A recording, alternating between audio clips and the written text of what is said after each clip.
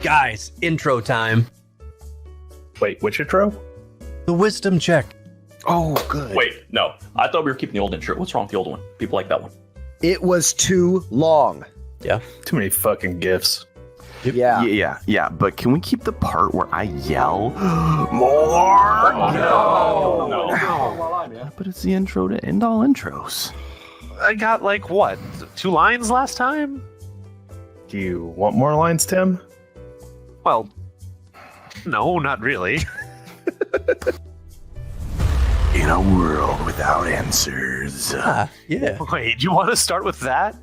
Here we go. Exactly like last time. Wait, okay, so we're doing it the exact same way? Let's start with Smoky Bar. No. It's a new season. We have to have a new intro. More.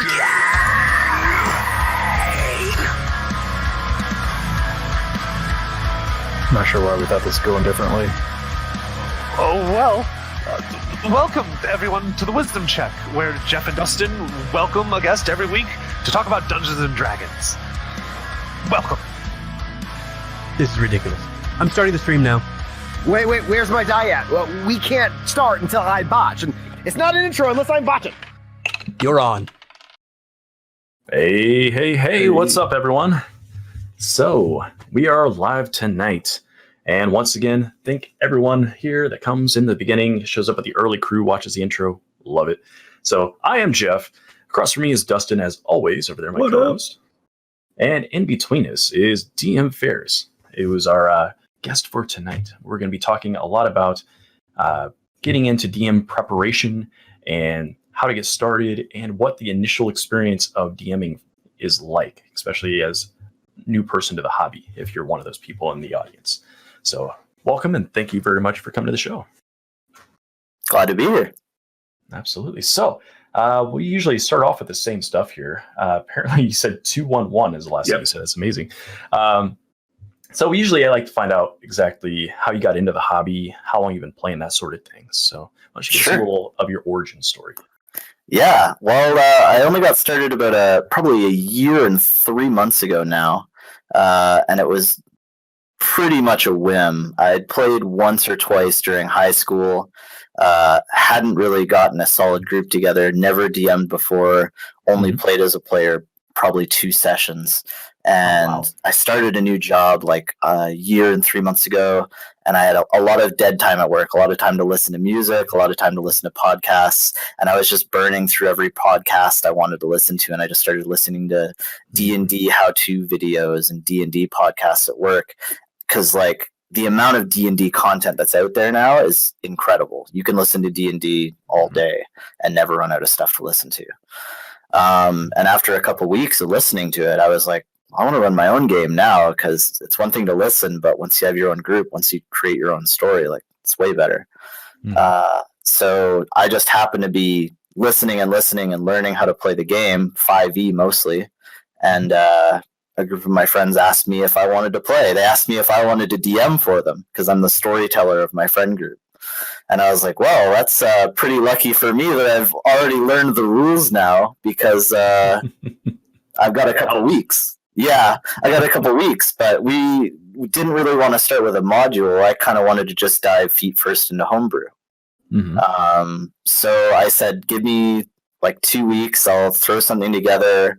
I made a huge world map. I threw together just a basic idea for what the opening arc was going to be like, and figured out how to balance some fights on my own, used Kobold Fight Club, and threw together a session on Roll20 for a friend in Quebec and a friend in BC and a friend in Ontario. And that was my first group 2 years ago now. Nice. Yeah. That's always great, though, that they have things like Kobold Fight Club now. Like, because balancing encounters is one of the hardest things to learn how to do well as a new DM. And it's great that there's just something you can just plug in information and it gives you one, and then you can just run with it. So that's. And we got a redeemed wisdom check question. It's not really a question, it's a statement, it looks like. Leviathan, our DM, is saying he gets it. Homebrew forever. So we're going to talk a little bit about the difference between some modules and homebrewing when it comes to DM prep, because there's 2 different philosophies there that you have to understand how to do. So we'll get to some of that later here. For Absolutely. sure. And you are doing some of it, so it's good to get a little bit of both experiences, in spite of Leviathan's statements down there, as he's very on his one side of things. And homebrew. We'll see how he feels about modules being horseshit after Thursday. So yeah, that's pretty interesting. Getting started recently like this. You said some people were they friends who had done gaming-like things before? Did you guys play like board games, video games, that kind of stuff together? Yeah, we've always played video games and board games together, but the entire group, including me, was new to tabletop. This was our first tabletop experience.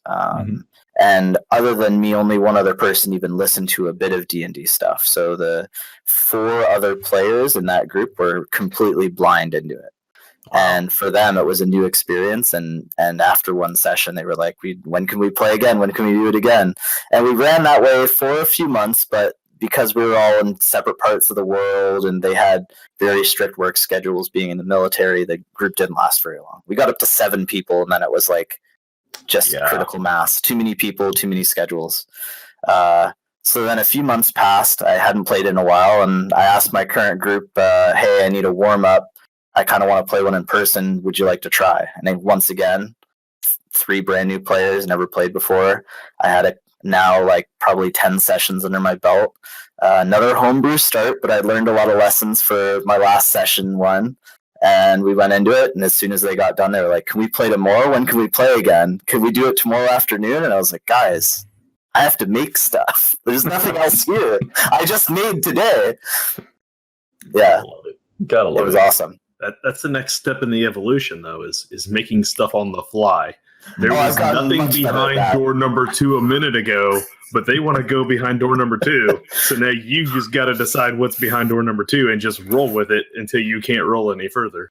Yeah, I've gotten much better at the improv, especially playing homebrew for months and months. Yeah. Mm-hmm. Yeah, and the skills will just naturally come if you keep at it. Yeah, it's pretty cool. Levi says that's his existence, and that's right. We just keep going to new islands, and he has no clue what's there until we get there. I'm pretty sure that's how that works. I love it. It could be. So with these groups, you were saying that you kind of got started after watching some shows on air there. Were there any particular that you feel like you kind of took inspiration from that kind of shaped you into the DM and gamer you might be right now? Sure. I watched, like most people, I checked out Critical Role right away. But I listened to a lot of the Adventure Zone, which, if you've never listened to them, they aren't the best at rules. They aren't the best players of D&D, but they're really into storytelling, and they're really into that kind of improv-y, kind of riffing on what each other are doing. And the DM was always big on someone comes up with a cool idea, and his response was, yes, I love it. Let's do that. Which is exactly what I always wanted from a DM if I was a player. Not shoot down the idea, but yes, that's awesome. Let's do it. Thank you for the host, Pika. Oh, yeah, absolutely. Thank you very much. No, that's, that's everybody kind of likes to see their ideas get to flourish. So everybody loves it when a DM will let them do something, that's a little off the wall. So, or maybe outside the box. And, that's always a fun thing to get to do. And I think that's at the heart of what these games are now. Maybe not what they were when they were originally founded.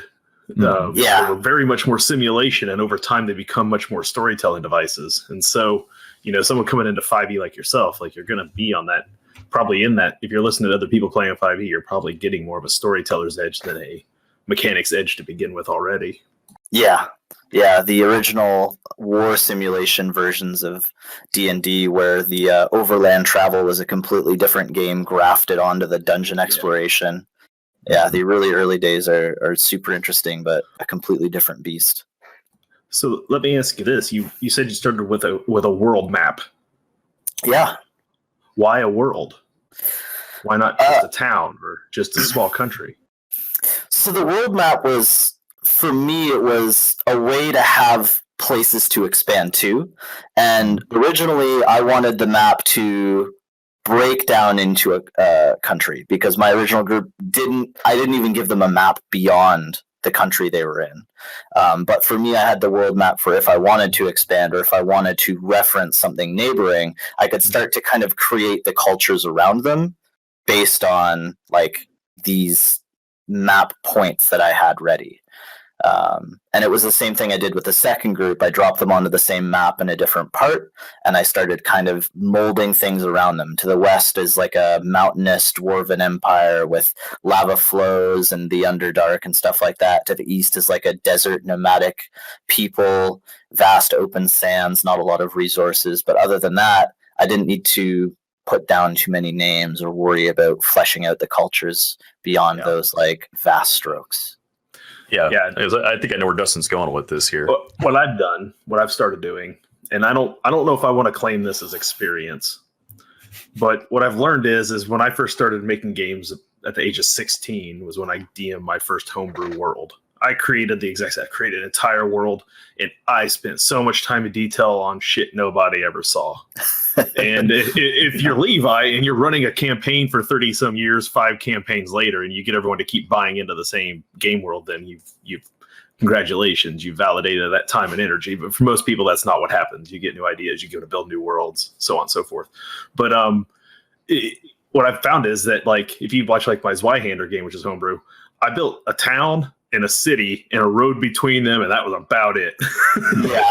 And when players want to make their characters, like, they can claim they're from some other town that's not on that little tiny piece of map, but then I have the ability to make sure it's not that far away.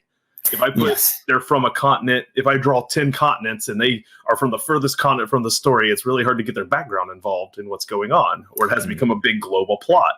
And so for me, I've learned that, like, smaller is maybe better for starting out. Even if eventually they travel other places, you're not instantly looking at huge overland travel, and so you can focus more on just your narrative.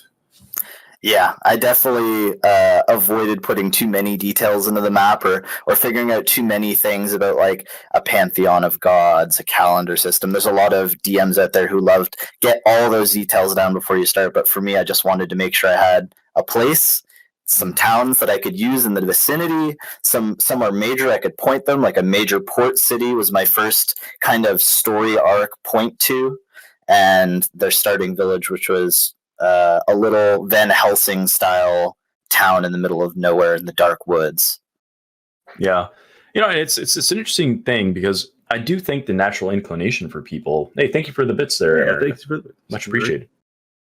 But I do think that there is a tendency for most DMs, like I did the same thing. When I first started off, I was obsessed. I was like the Tolkien kind of guy, you know, like, let's go through and let's come up with languages and let's come up with cultures and let's do the whole pantheon. And this empire over here does this, and they were doing this since, you know, you start with year 0, obviously, and you go all the way up to the current day.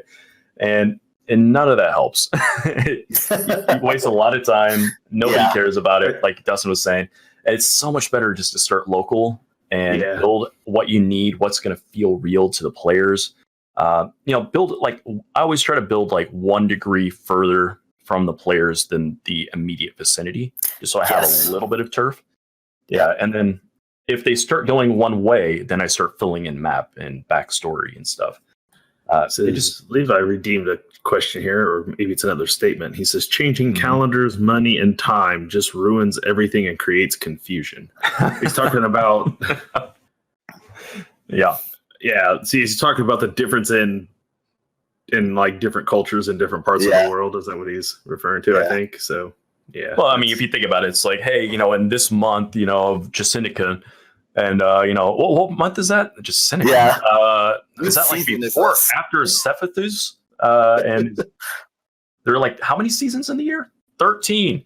Like, which one is the frogs raining from the sky one again? Right. You know, so it's obnoxious. What day of the week is it, would you say, DM? It's Thursday. Interesting. Yeah. So yeah, it's no good. That doesn't really work out too well. Yeah, the month is March. Now, are you immersed? Yeah, BizLab, exactly.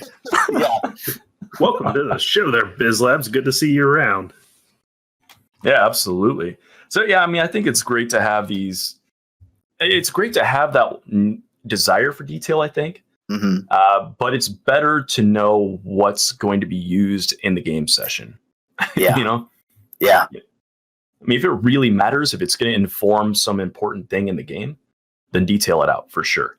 But man, this chat's pretty funny tonight. Yeah, chat's on fire tonight. Keep it up, guys. You're doing great. Yeah, Nice. Absolutely.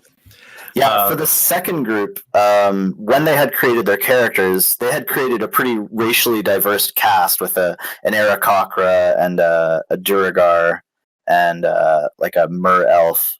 So I had them all from the neighboring countries to kind of be like the dwarves I had already kind of figured were over to the west. The Aarakocran live high up in the mountains. There's some mountains to the north, a land that I had decided literally nothing about, but I could make some connections to their homelands and flesh it out as they kind of worked with me on their characters by playing. Yeah, and it's a good approach too, because like we touched on this in other episodes about how players will tend to gravitate towards what they're interested in, and then that's the stuff you should develop. In this case, it also happens that players have a tendency to need time to understand their own character. And so they're discovering the character that they have in front of them as you're discovering them. And in this process where you're kind of developing the story and the setting a little bit, over time, you have a chance to kind of be malleable and kind of allow some exploration to occur. Now, have you found any examples of that sort of play at your table? Sure. I really loved homebrew for my ability to play to my characters. Really good example of that is the Duragar player, who's one of the new players, brand new, who is very unsure of what she could do in a tabletop game. Who, when she made her character, she didn't have any kind of background. She was just like, I want to play a dwarf and I want to play a rogue, and that's what I've got figured out. So for her, for all of the characters, really, I wanted to have story points that could come in, be part of an overall arc, so each character had something that was going on with them. And for her, being a rogue, I was like, well, why is a Duragar in this other country? Why is this Duragar rogue on her own? And I was like, what if she's part of an order of assassins that she's run away from? And I kind of asked her, like, what do you see your character as? A spy, an assassin, like what? And she like, kind of a spy. And I was like, so what if you're a spy here and you're sent to spy on the royalty of this country? And one of the other players is royalty of the country. So she's infiltrated into the group to spy on this other player. But then she doesn't report back. She's been with the group now, and she hasn't reported in on any of the things she's found out. And the brotherhood, or the sisterhood in this case, of spies comes to find out what she's been doing. And that was her first real choice of what kind of character is she? Does she give them the real info? Does she betray them? Does she sabotage the group? And she kind of chose to lie to the sisterhood. And after that, I kind of made this running thing of the sisterhood is following them and trying to sabotage them. And the players loved it. And this player actually came up with a thing on her own of the sister that kept contacting her, worked it into her own backstory that she was in love with this sister. So there's this major like jealous contention of, I'm leaving this bad organization, but you're important to me. So it's very, very cool to do a storyline on that from someone who didn't have a background at all to start with. Yeah, that's awesome. That's fantastic. Yeah, it's really cool to sit down and actually have the chance. Hey, we got a raid from Left Love Lindy. Oh, nice. Thank you for coming in, Lindy. Yeah, those of you who are joining here on the raid, we're talking some DM prep tonight with DM Phaerius, who's the DM from Air Laser's channel, and talking to him about his game and how he preps and getting maybe some pointers here and there on how to set up your own game. So thank you for joining us. Yeah, and just a little bit of extra info. In his case, he's been started relatively recently, within the last year and a couple months and change. So it's really interesting to see somebody who is getting into the hobby, jumping in, and with the quality of the show, I would say you've done really well for yourself. Like the game is rather entertaining. You're very welcome. Like, I think you're doing a lot of things really well. And, you know, it's very rare that people get so many things right on their, first major outing. Like, I know, I just started DMing again recently. I haven't done it in a while. And there's always this feeling of like, man, am I going to be able to do this? Is like, I didn't prepare enough stuff. Like, oh my God, like, what are the players going to do? I don't know. Are they going to like this? Or are they going to not like that? So it's interesting to kind of see how everyone else deals with that too. Find the things that work for an individual and what will work for multiple people. So do you have any tricks for yourself, like getting ready for a game session, or is it just like cram as much as you can in there and just hope it fits? Actually, I have my books here, and I have my early sessions, and my big thing for my homebrew sessions was to come up with more than my players could do. So I would come up with 8 to 10 points, maybe 4 to 6 fights or traps or puzzles based on where they were, or maybe if they were in an open city. And I would come up with all these different things they could do, and most of which they wouldn't actually get to. And then anything I didn't use, I could always bring back later. He didn't redeem this, but I have to quote this because this lab says, you can tell he's a new DM. He has some hair left. He's not double fisting coffee and or bourbon while huffing a pack of smokes and muttering, "They destroyed all my planning." So true. Well, I mean, I guess that's the trick. For coming back and joining us tonight. Definitely. It's always appreciated seeing some of these familiar faces in the chat. We got Poison Ivy Pika there. We got Air Laser, of course. We got the Animal G. We got Wapap. We got some other people I saw earlier. I can't. I saw Turk stop by from Grouch Couch. So congratulations to them on finishing another great season last night. If you missed it, it was fantastic. Another quick side thing while we have some of you guys here from the raid. We are doing a giveaway when we hit 500 followers. That's last I looked, 20 followers away. And we're going to be giving away. You're right, 20 followers, Jeff. Hiding right behind me here. This is got it. Not the one I'll be giving away. This is the one I've been using. But the old Pathfinder 2nd edition core rulebook will be going to one lucky subscriber once we hit 500 followers. So if you're interested in that sort of thing, and I hope you are, become a follower. See how it goes. That's right. So, go ahead, Dustin. I was going to say, so I think you were talking about a list of things that your players could get into. And what was interesting was, and you didn't specify this, so this is kind of my little follow-up question. What you had there is are those divvied up by individual?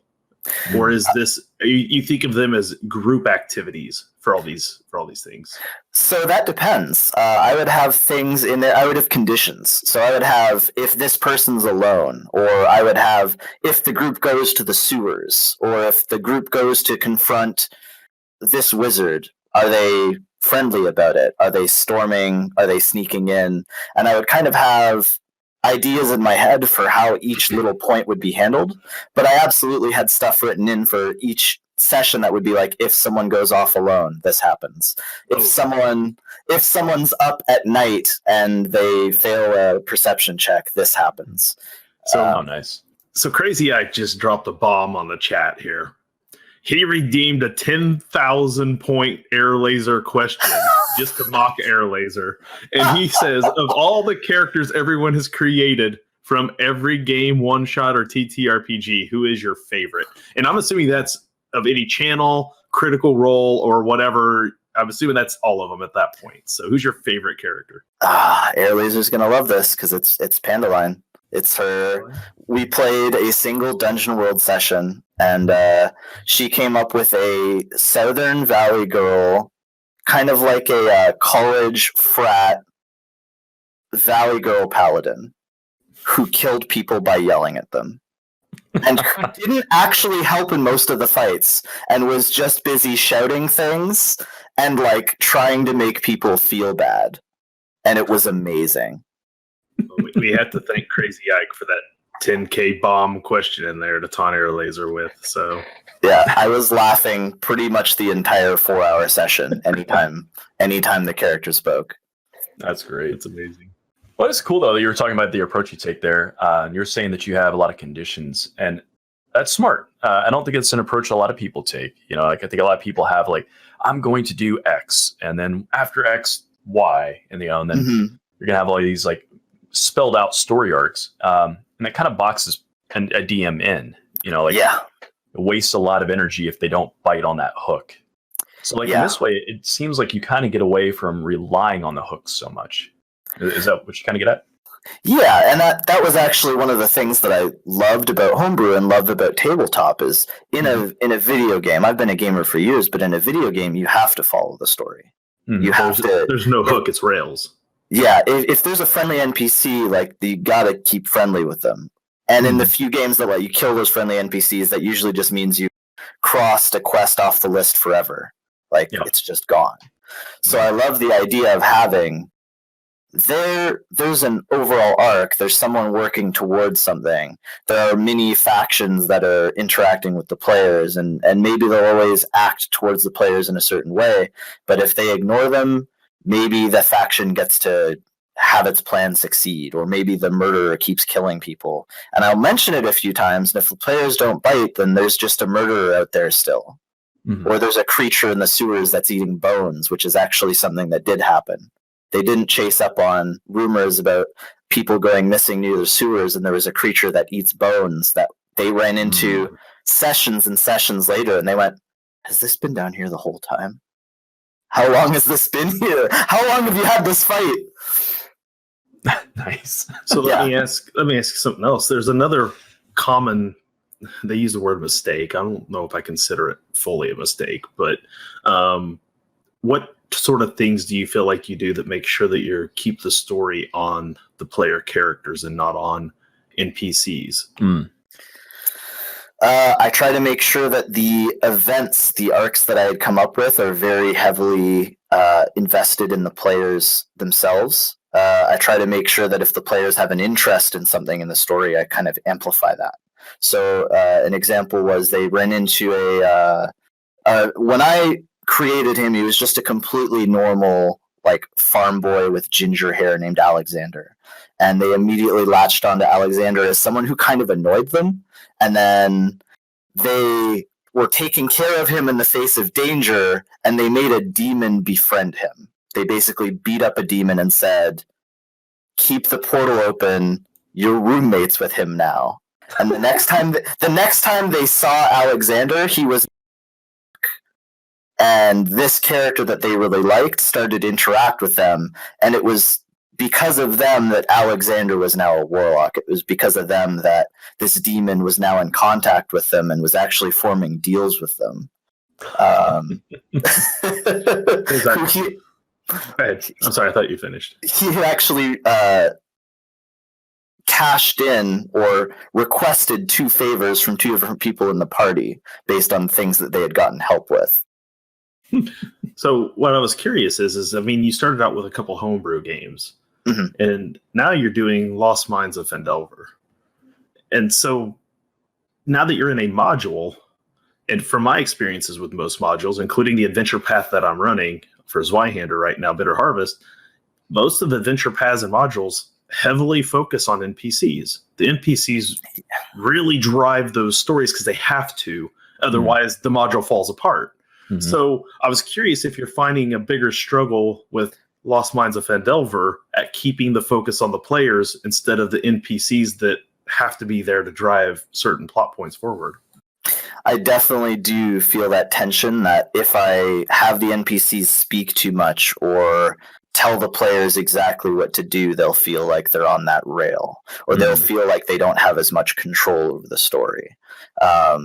The one benefit of the modules that I've seen so far is they really have this backlog, or at least Lost Mines of Phandelver does, of every townsperson has something that they want done, or they could give info on, or a little faction that they could have the players join.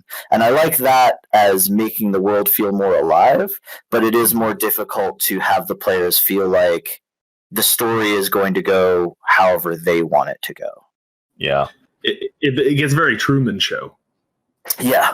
Like, if you wander far enough to the edge, you'll pull the Truman Show and you'll hit the edge of the world and knock on the door, and you open the little door. There's the DM behind there going, "You can't go any further." Yeah. That way. And it actually came up because they went to Neverwinter. They went back to Neverwinter, which, if you've ever run Lost Mines, there's nothing in the book about Neverwinter. There's no encounters, there's no NPCs or shops or anything.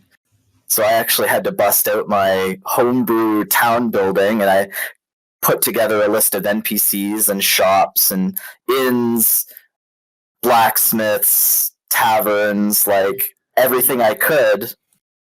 and a just couple need quests. one big tavern with a new quest to go right back to Fendel. The reward just tripled. There's a Hey, thank you for the follow there, Fabled42. That puts us at 19 left before the giveaway. So 19 more in a congratulations to the Pathfinder chat. 2nd edition core book is going out to some lucky subs. So make Nice. sure if you're following, you're also subbing so you get a chance to win. Definitely. We'll get you hooked up with the Discord link and some YouTube later too as well. Yeah, I mean, it is a completely different beast, but I think it's really neat seeing the hybridization that you guys are doing between the homebrew and the module. And it sounds like this case, it was out of necessity. The players did something they kind of came up with it. But it could also be an approach, a genuine thing. Like for my own game that I'm running on Wednesday night, I'm purposely trying to keep within the module just because it's our first taste of Pathfinder 2nd edition. So I'm making a very conscious decision to try to keep the story within what they're showing and keeping, the encounters and stuff, basically how they're written. Just kind of get a taste of what's intended by the module. Yeah. And after this one, I'm intending to kind of open it up. But again, every session I find myself going, man, we need to add a little bit of ad-libbing over here. We need to add a little bit of that. And it's an interesting game to play in that space. Now, since you're doing both now and you've kind of dabbled in it, what do you like about one and the other, and do you have a preference? Sure. For homebrew, part of what I love about D&D is the storytelling, and I've managed to pull some wicked surprise hooks on my players, stuff where it happens and they go, really? Session 1, Air Laser actually won a riddle off with an enemy, basically like something that was obsessed with games and riddles, and she told it to jump off the tower, and it was a shapeshifter, and it didn't die. And they had no idea that it didn't die, and it was impersonating them for another few months. And when they finally went back to the tower and realized that it was that thing that was out there killing people, and it was that thing that they had let escape, they all went, man, this game's way deeper than I thought it was. That's awesome. And I managed to pull that a couple times on them in that arc of just like the invisible spies they had fought against that sisterhood, and one of their abilities, it was from a Duragar mind master, I think it was, can make you do a wisdom check or attack someone. So they fought them, they saw the ability, one of them escaped, and then they went to a big award ceremony, and they were standing on a podium with the mayor of the town. And then I said, Jesse, do a wisdom check for me. Oh, man. And he was like, why? And I was like, just do a wisdom check, please. And he failed it. And I was like, you draw your glaive and stab the mayor right in the stomach. And he was like, what? No! And rough. Homebrew is amazing for that. But it's a little harder for Homebrew, you really need to be prepared to improv locations a lot more and skill checks a lot more.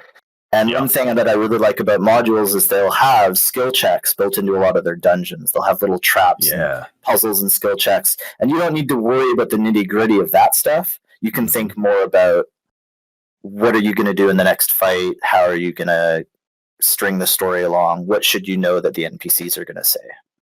Yeah, definitely. I want to go back on that topic here in a second, but I also have to acknowledge Air Laser gifted a tier 1 sub, and it bounced to America. So thank you very much for that.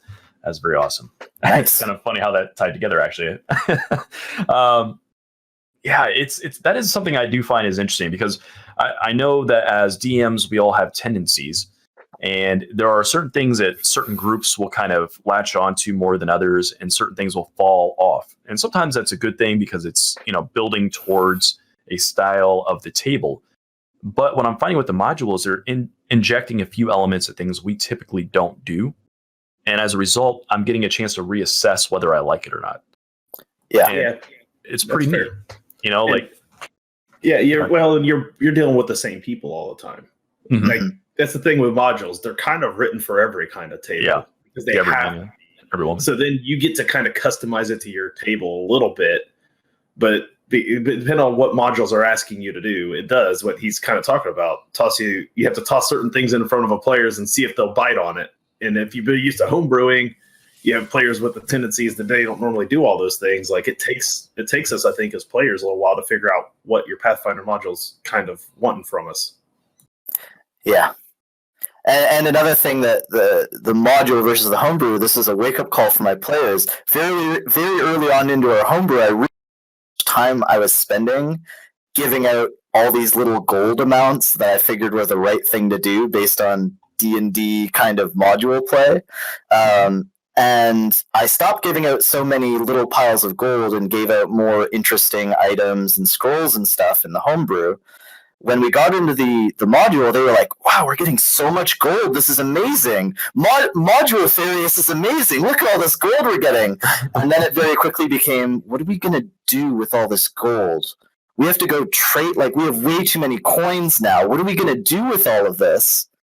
And they're already to the point at level 5 where they're sick of getting piles and piles of gold that they can't really do anything with. That's the interesting part, because you're getting a little bit into itemization, but it's giving you the gold so that your characters can customize their itemization to their character. Because if you played old school, it would be like, when you complete this adventure part, they get the amulet of does something no one cares about.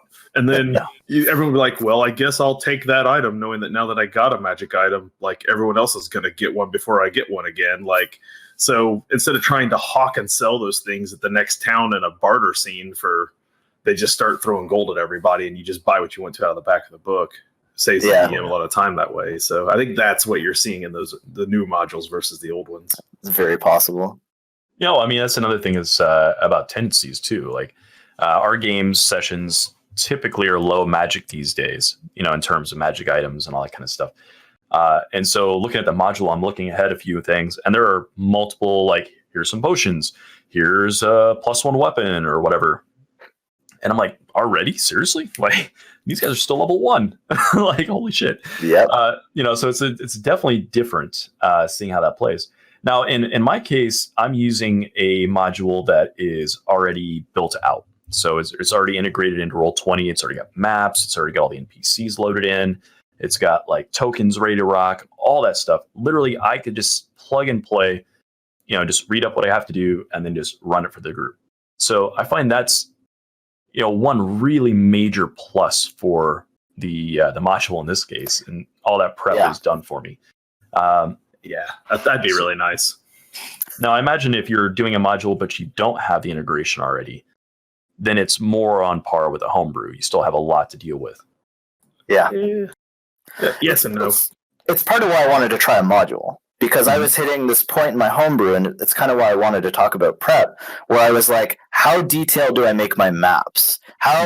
If I'm putting in 12 encounters and they're doing 4 of them, how many of those do I build out into a full map that I print out, or build into a specific structure of the tiles that I have that I'm going to make once I get to the table? Mm-hmm. I personally, I like to do region maps that tell me where cities and stuff are, where rivers flow, things like that. And then I like to skip the actual town map and go straight to where combats are going to take place, whether that's a field, whether that's a dungeon, whatever. Like, I skip to that part, because those are parts where there's not really a lot of tendency for a lot of player agency down there at that level anyway, and there's not a lot of player agency up the top level. But when I get into the middle zones where I'm talking about cities and towns, I am theater of the minding the heck out of it. Because if there is a building or a wedge or a weird bottleneck that you're not intending, your players will find that and utilize that, and then they'll want to know what's in that building, and you're spending your whole time ad-libbing it all out, because that's the danger zone for me of where players start poking around and there's more work there than I want to do. But if I direct them into the dungeon, this, that, the other, like, I'll put the rooms out there and I fill them with all kinds of cool stuff, and then let them run wild in there. But that, for me, that's where I draw the lines on some of that stuff. Now, with the fight scenes and stuff, this is oftentimes a place a lot of DMs struggle, and trying to come up with, a good encounter, maybe a balanced encounter potentially, maybe just trying to figure out time management in terms of table time for an encounter. what do you find is a challenge for you, and like maybe what are you finding as techniques are allowing to circumvent that challenge?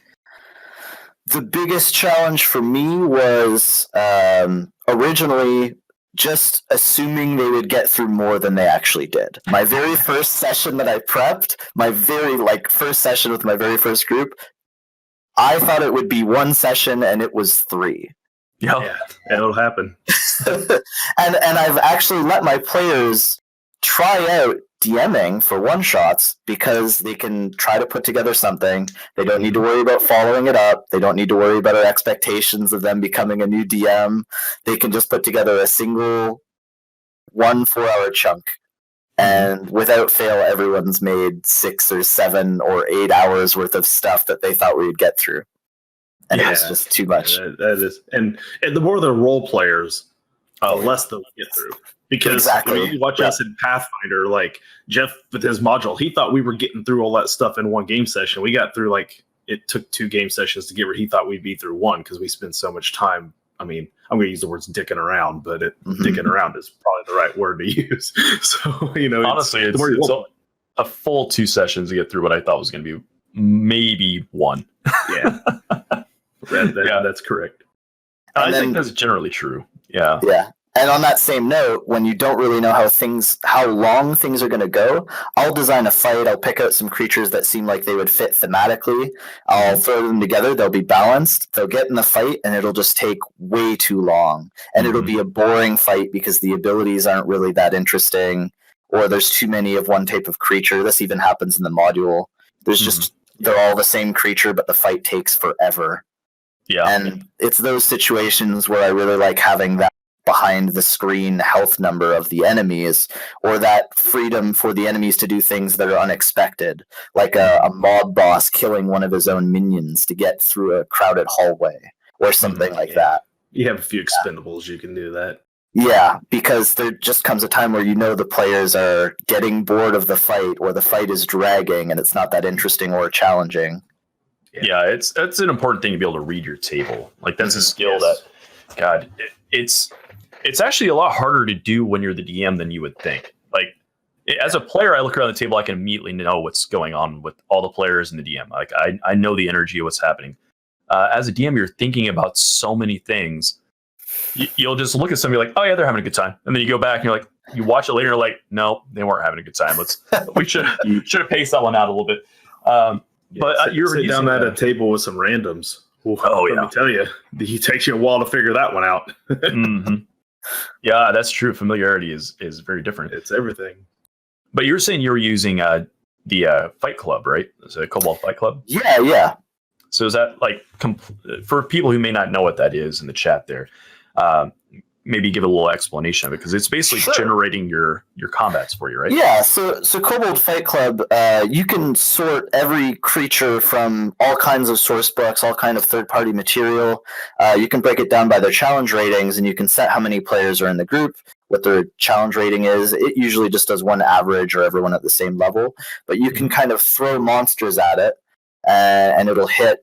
Usually hard or deadly is a good fight. For most groups that only get through a couple fights a day rather than the 6 or 7 that 5e is balanced around, a hard or deadly fight is actually an interesting encounter that the players will find interesting. But that's just the challenge ratings. That doesn't really tell you too much about the monsters. So I like to dig down. I'll pull up a list and go demons, and it'll give me all the challenge rating demons I'm looking for. And you kind of go into them and look at their stat blocks and check out their abilities. And I found since I've started paying more attention to the abilities I'm comboing, I get less fights where it's every enemy has a restrain or something that just takes control away from the players and isn't that exciting. Now, here's a little advanced pro tip for you on this thing. Have you ever tried adjusting the number of players as a way to increase difficulty instead of just increasing the literal difficulty of the challenge rating? Like if I consider Clint 2 characters instead of 1 because he rolls so damn good, I can balance out my encounter by just saying Clint counts as 2. And then well, my homebrew encounters have been pretty close to the hard deadly line.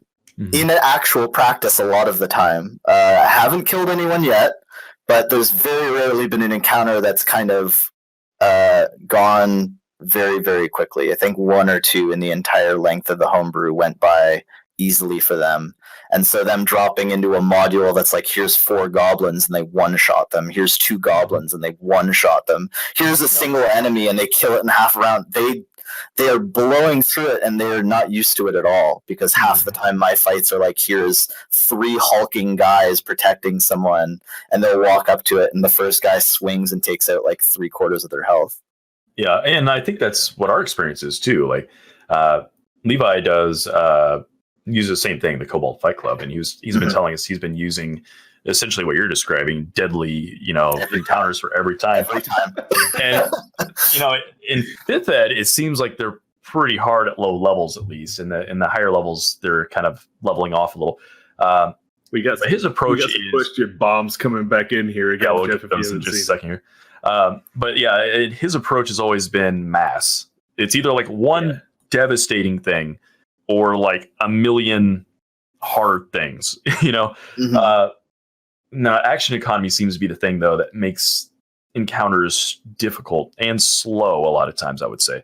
But let's get these questions in here. Well, for Crazy Ike, Levi loved my idea of counting Clint as 2. And so Clint has redeemed a 10,000 point air laser redeem question again, this time to make Leviathan forget that idea.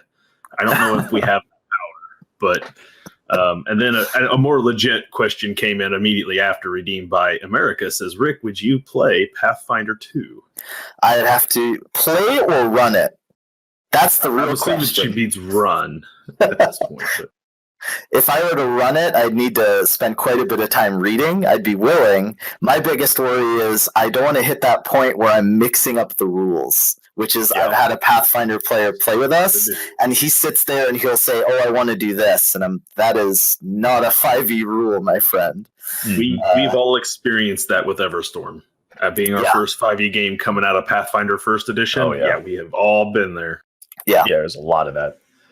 And by the way, if you're in the chat tonight and you don't have one of these books, and you're not sure that you're going to win the book on the giveaway, if you look down in the panels below, we have links for the 5th edition Player's Handbook, like this.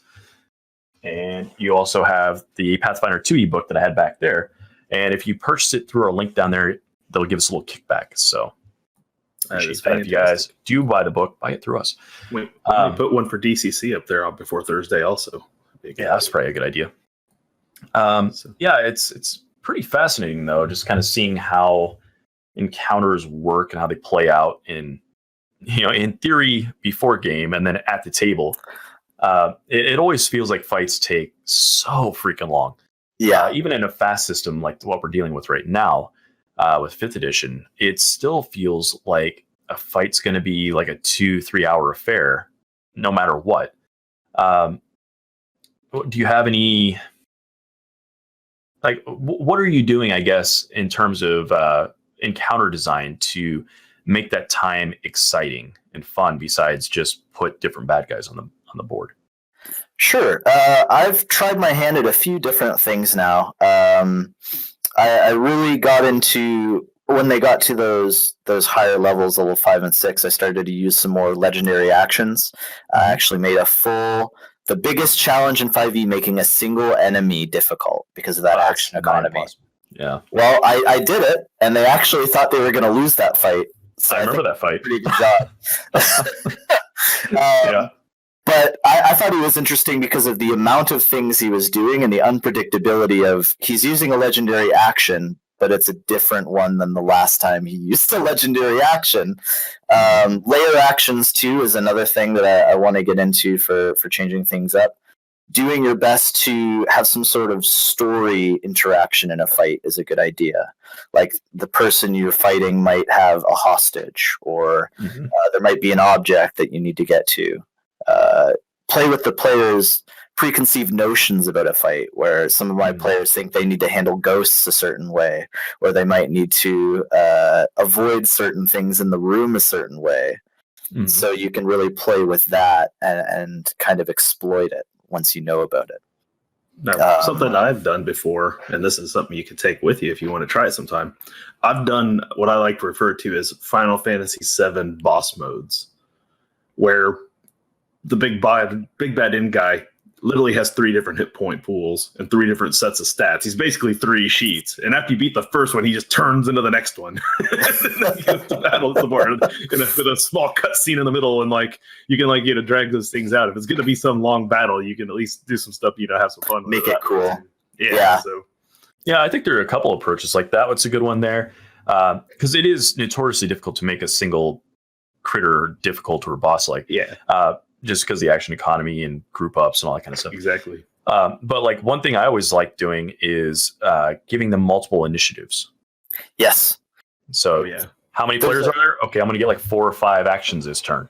Bam. There's a homebrew I used. I tried it twice now, I think, where you can turn any monster into a boss monster by giving it instead of averaging its hit points, you give it the max hit points that it could roll. Whatever its maximum would possibly be, and then you give it an initiative on 20, 15, 10, and 5. And then I think you scale the damage dice down a little bit so that it ends up acting basically after every player, unless they're all grouped up. Yeah, and then you end up with, that boss fight feeling of they are moving every time you do. Yeah, I guess the question then is, do they get to move multiple times, or is it just like an action, like they get to attack? The one time I really got to use it, it was a creature. It was like a living whirlpool, so I didn't need to worry about it. Now, one thing that when it comes to initiative, and this is just me, and I know sometimes me and Jeff were polar opposites on this, I go the other direction. I love group initiative. I'll tell you why. The person with the fastest initiative almost historically always waits. Uses whatever the wait action mechanic is to prep an action and then sit there and wait till later anyway. I love the idea of just very quickly, the enemies coordinate their attacks, let the players coordinate the stuff they're going to do, act when they need to, move when they need to. You can make things sound a little more cinematic because people can work in unison together. Like you can do some kind of cool stuff with it. Like it flows, in my opinion, better combat round to combat round if you let them have that level of coordination together versus, well, I'm going to wait and then interrupt the DM when he's trying to do something in a minute so I can re-interject my other action back in the middle and forget where we're at and then rotate back around to the other character whose turn it actually was again. And that drives me nuts. I drew group initiative, in my opinion. What I find is amazing about this is it is a good idea, for group initiative, potentially for some groups. But the whole thing cruxes off of people waiting to use their action, and that's telling because my group doesn't prep anything. They don't prep or wait ever.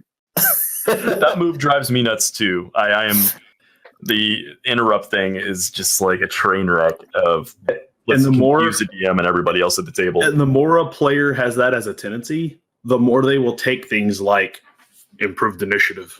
Yeah, make sure they have the highest dex in the world, so they go first. Like, it's just how it is. I haven't had to deal with that too much. Yeah, I like how they're doing it in second ed Pathfinder a little bit here because they basically say you can do an action that costs you 1 point, but if you hold your action, it costs you 2 points.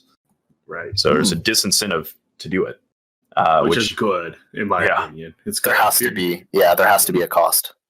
Yeah, and I mean, there's another approach you could do to initiative too. Now, this doesn't really work particularly if you're at a table because of the management side of it. But if you're using like Roll20 like we do, I think it would be kind of interesting to do new initiatives each round. Ooh. So that if you do have a high initiative, it might actually matter from one round to the next. If you have a low one, it becomes more important because over rounds, there's less variability to it, in terms of the outcome. And then that way you don't know exactly what's coming. Wait till you have to mess with that initiative ladder on Roll20 a few times, and you'll change your tune. Well, if all the players thing about Zweihander was we're good. The most beautiful thing about Zweihander was you rolled initiative at the beginning of the session. It didn't matter how many combat you were in. You had the same initiative for every single combat for that day. That was your initiative for the day. You did it one time, and you were done. That would be so clean.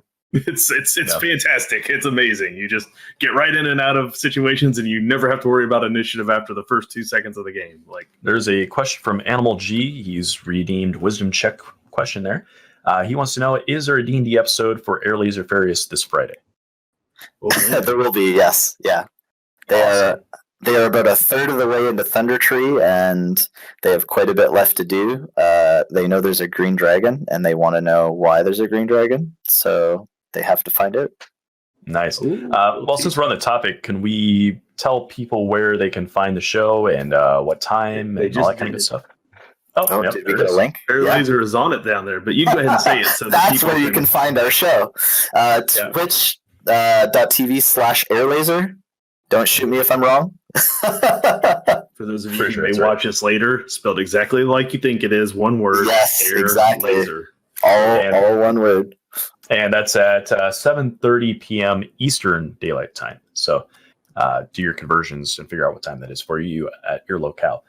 But we want to definitely check that out. I've been watching you guys for a while now, with the last one and this one as well, and it's good stuff. You guys are a good time.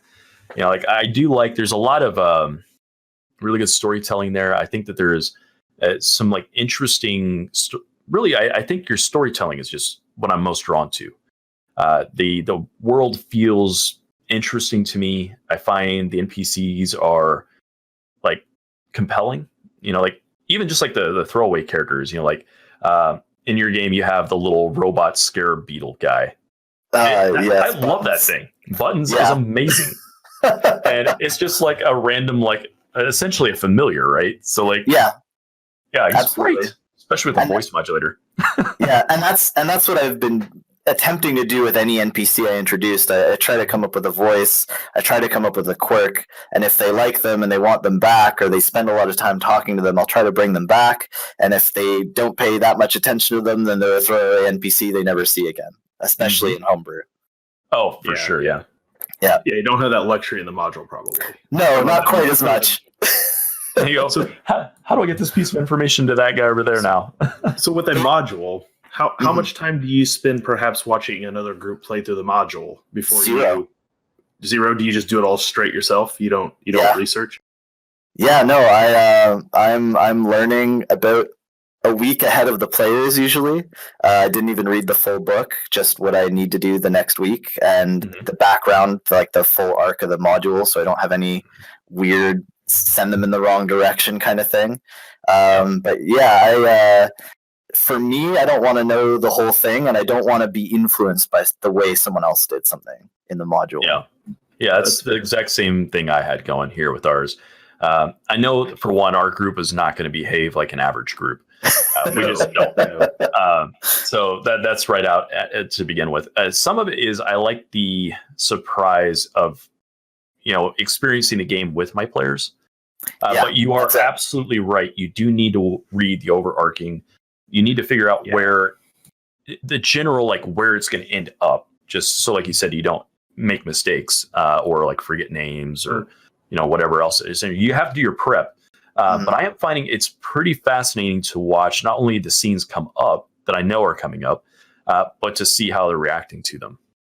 I think they're going to do all X, Y, and Z through this scene because I played these guys. So it's pretty fun. It's an interesting feeling. It's very different than a homebrew in that way. Yeah, I don't want to spoil anything for Lost Minds, but it is a basic module. But my players were like 100% sure that Gundren was killed by his brothers. They were like so sure that Gundren's dead and his brothers killed him. And they ran with it for a few episodes, and they haven't mentioned it recently. But I thought that was so interesting because at the time I hadn't read ahead yet, so I didn't know either. But I wasn't going to tell them either way if that was the case, or even hint that it was. Another thing was Glassstaff. There's supposed to be like some clues or hints about who Glassstaff is. They got the evidence of who Glassstaff is, and they didn't know enough about the character, the mage who went missing, to even know that the evidence made that character Glassstaff. Until someone was like, "You found Glassstaff's stuff," and they were like, "Wait, really? We had no idea who Lord Albric was." Oh, wow. Wow. So, I was going to say, what is interesting with a module sometimes is that you have these situations where certain NPCs, they do things early in the modules, and what you'll find is like if you have a tendency for homebrew prep, you don't work too far ahead of your players. But a module requires you to read the entire adventure, because some of the things that go on early on in a module, they are written from the standpoint that you as the DM have read the entire book. Because then later you find out other things in a few of these modules that make things that happen earlier different. Like they don't, like I found some of them don't fully explain things because it explains them later. And you have to know that in order for the encounter early on with the NPCs to make sense. Like to really put the proper weight on things. To put the proper weight on things, you have to know where things are going to be later in the book. And so it's really hard to explore the game with your players with a module because you already have to be it's like you're 2 stories or 2 movies in a series ahead of the rest of your friends, you know, like you're in Game of Thrones season 7 and they're on season 2 and you're trying to have a conversation about it. Like you already have to know where things are going. Like it's rough to do that. Like, so. Yeah. I mean, I think the trick is just, I don't think you need to read too far in advance. I think you need to read in advance, but in a module.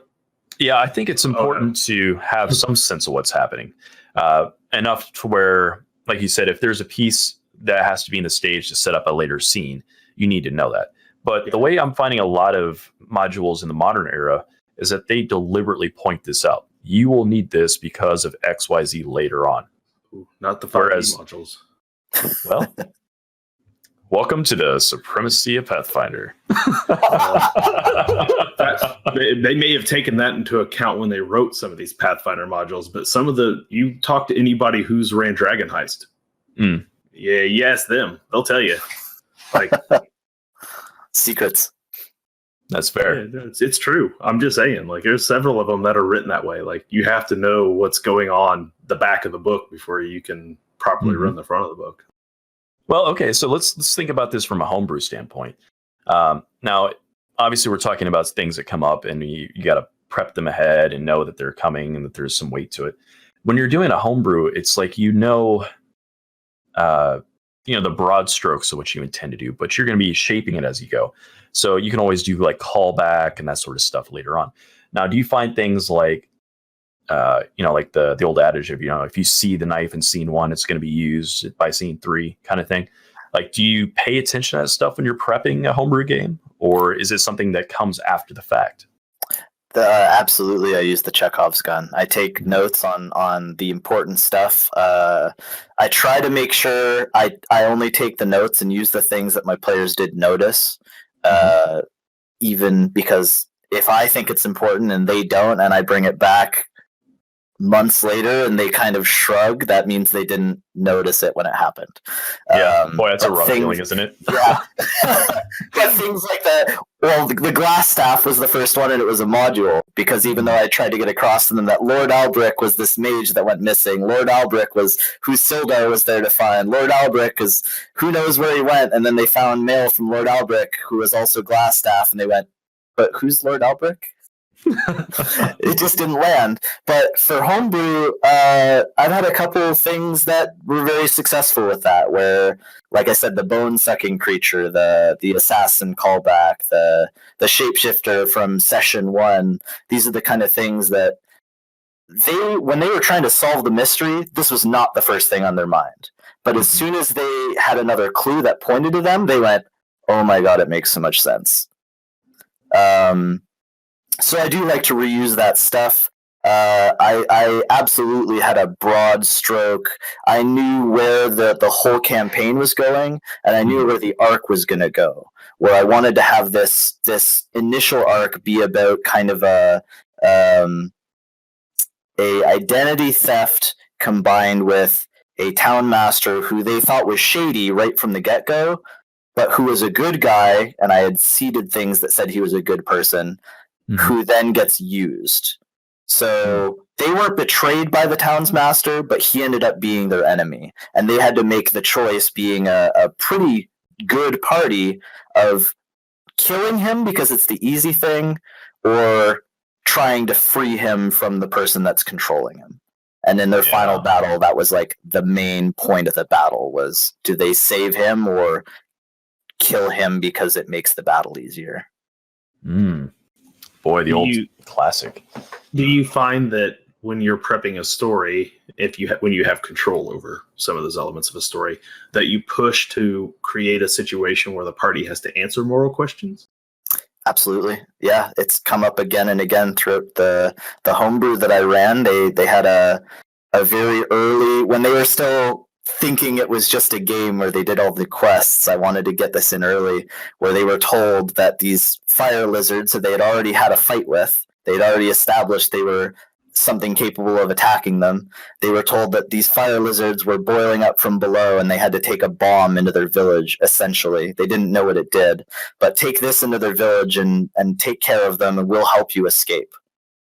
And then when they went to the village, they immediately didn't want to plant the bomb. And they found out very soon after that the fire lizards weren't the bad guys. But it could have gone either way.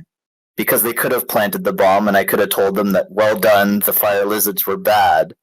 But most likely I would have made them realize this isn't just a game where every quest is from the good guys to kill the bad guys. Right.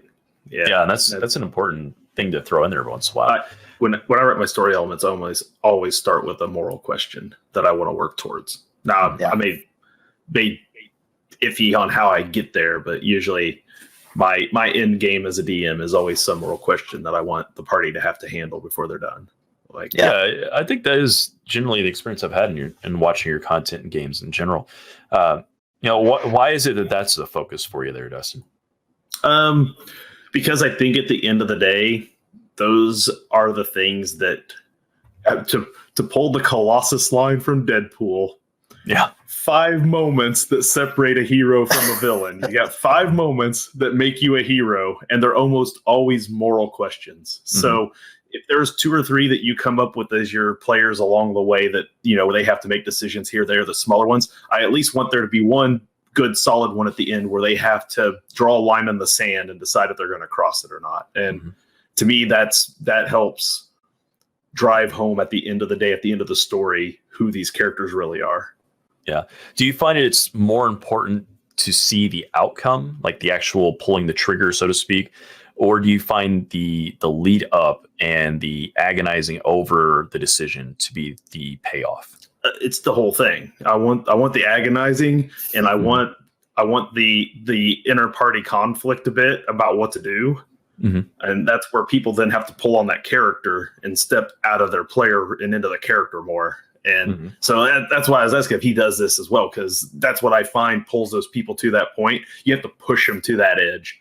So, otherwise people can get real comfortable with just the combat mechanics. And they get real comfortable with the exploration skill checks and stuff. So it's just a game with quests and rewards. Exactly. So but I was curious how often if you go to that well, because it's harder with a module. Like I said, you don't have the option. I haven't been able to do it in the module yet. I don't think really. I think the only one so far was they re-encountered Glassstaff, and they had the option of killing him or turning him in or something like that. But even then, it was a pretty shallow choice of. Either way, it wouldn't make much difference. But in the homebrew, absolutely, they had situations where, like I said, for our very first one shot, I wanted to do something with mini games. I wanted to have them like play cards with dice rolls. I wanted them to have like a ball cup game, but I was actually hiding a ball in a cup in real life and stuff like that. And it culminated in them playing a mini trimmed down tabletop game inside D&D called Sepulchres and Skeletons. But they were playing with a demon lord of bloodshed and whimsy, like a demon lord of games, the classic kind of, he's a trickster god kind of demon. And at the end of it all, he was using it to kind of drain them of their health. Every time they failed at a game or took damage in a game, they would take actual damage. And at the end of it all, they kind of had this option to fight him and kill him. And I just set it up as they would fight him or whatever. And they ended up beating him to 1 health and then basically befriending him which was one of the first big, after the fire newts, that was like the party consciously decided, even though this is a demon who knowingly hurts people, we'll just leave him alive if he promises not to come after us. It's pretty incredible. Yeah, because it's interesting watching groups, because over time they players get pretty hardened and they get real cutthroat and ruthless. Yeah, especially our gaming group. Good lord, like if you're moderately annoying or kind of are confident in your own capabilities as an NPC, you're gonna die. So like seeing like the leave the guy alive, even though you know that they're gonna come back, is hard for players, I find.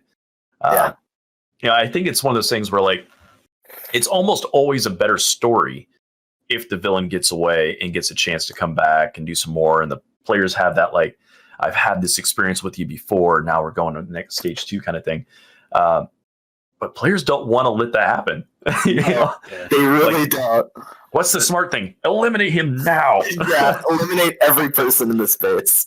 Yeah, that's the where in with the adventure paths that I'm running with now, this dungeon on Thursday, we'll get to that in a minute. It's a whole nother story. But like when I'm running like Bitter Harvest for Zweihander, there's no good guys.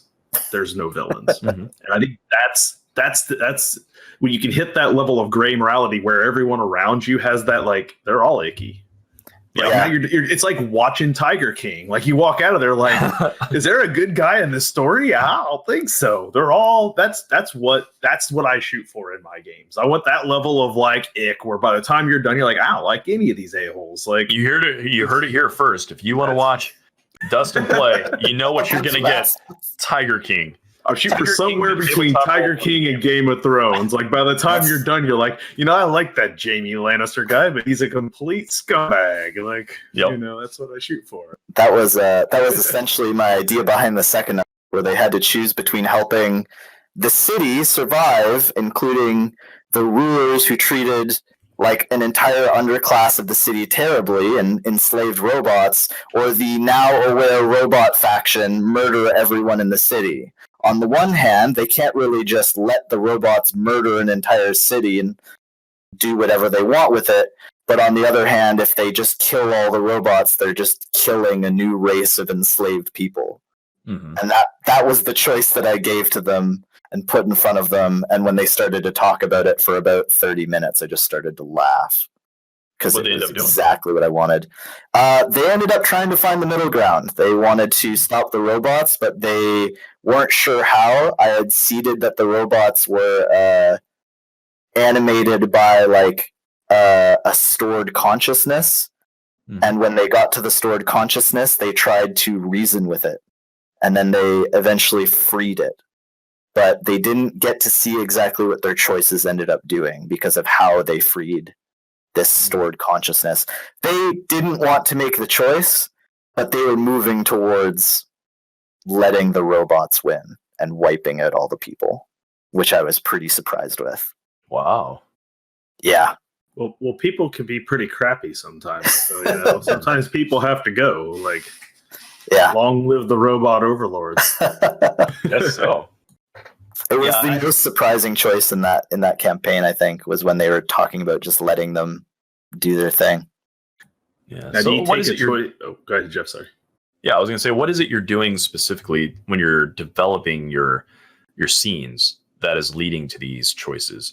Like, do you go into it with the intention of just saying, like, flat out, I'm going to give them choice A and choice B.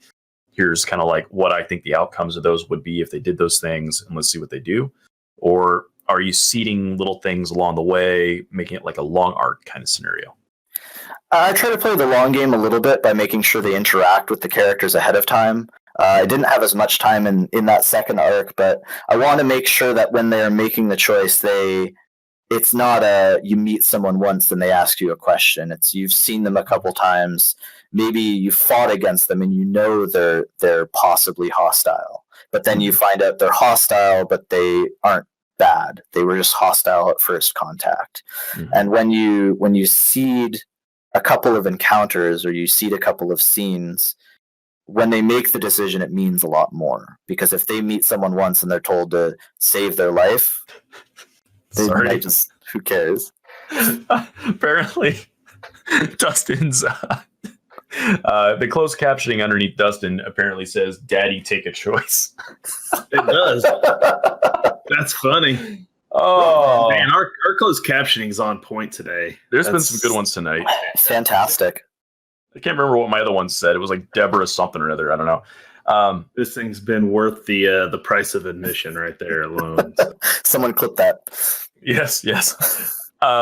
Well, so this is something that came up with the module, right? So, obviously we've been talking about how modules require a certain bit of buy-in because they're going to go one direction essentially.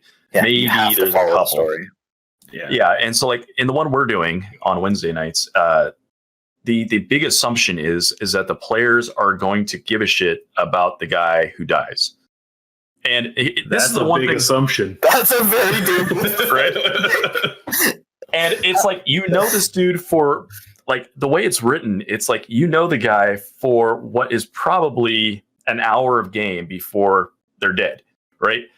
In our case, it lasted longer. I was, a lot of role play for us, and I was trying to make him seem like an enjoyable, decent dude that you maybe gave a shit about. I don't know if it actually worked that way. The players I have are good enough to just go along with the story as it goes. We tried to save him as best we could. Yeah. Okay.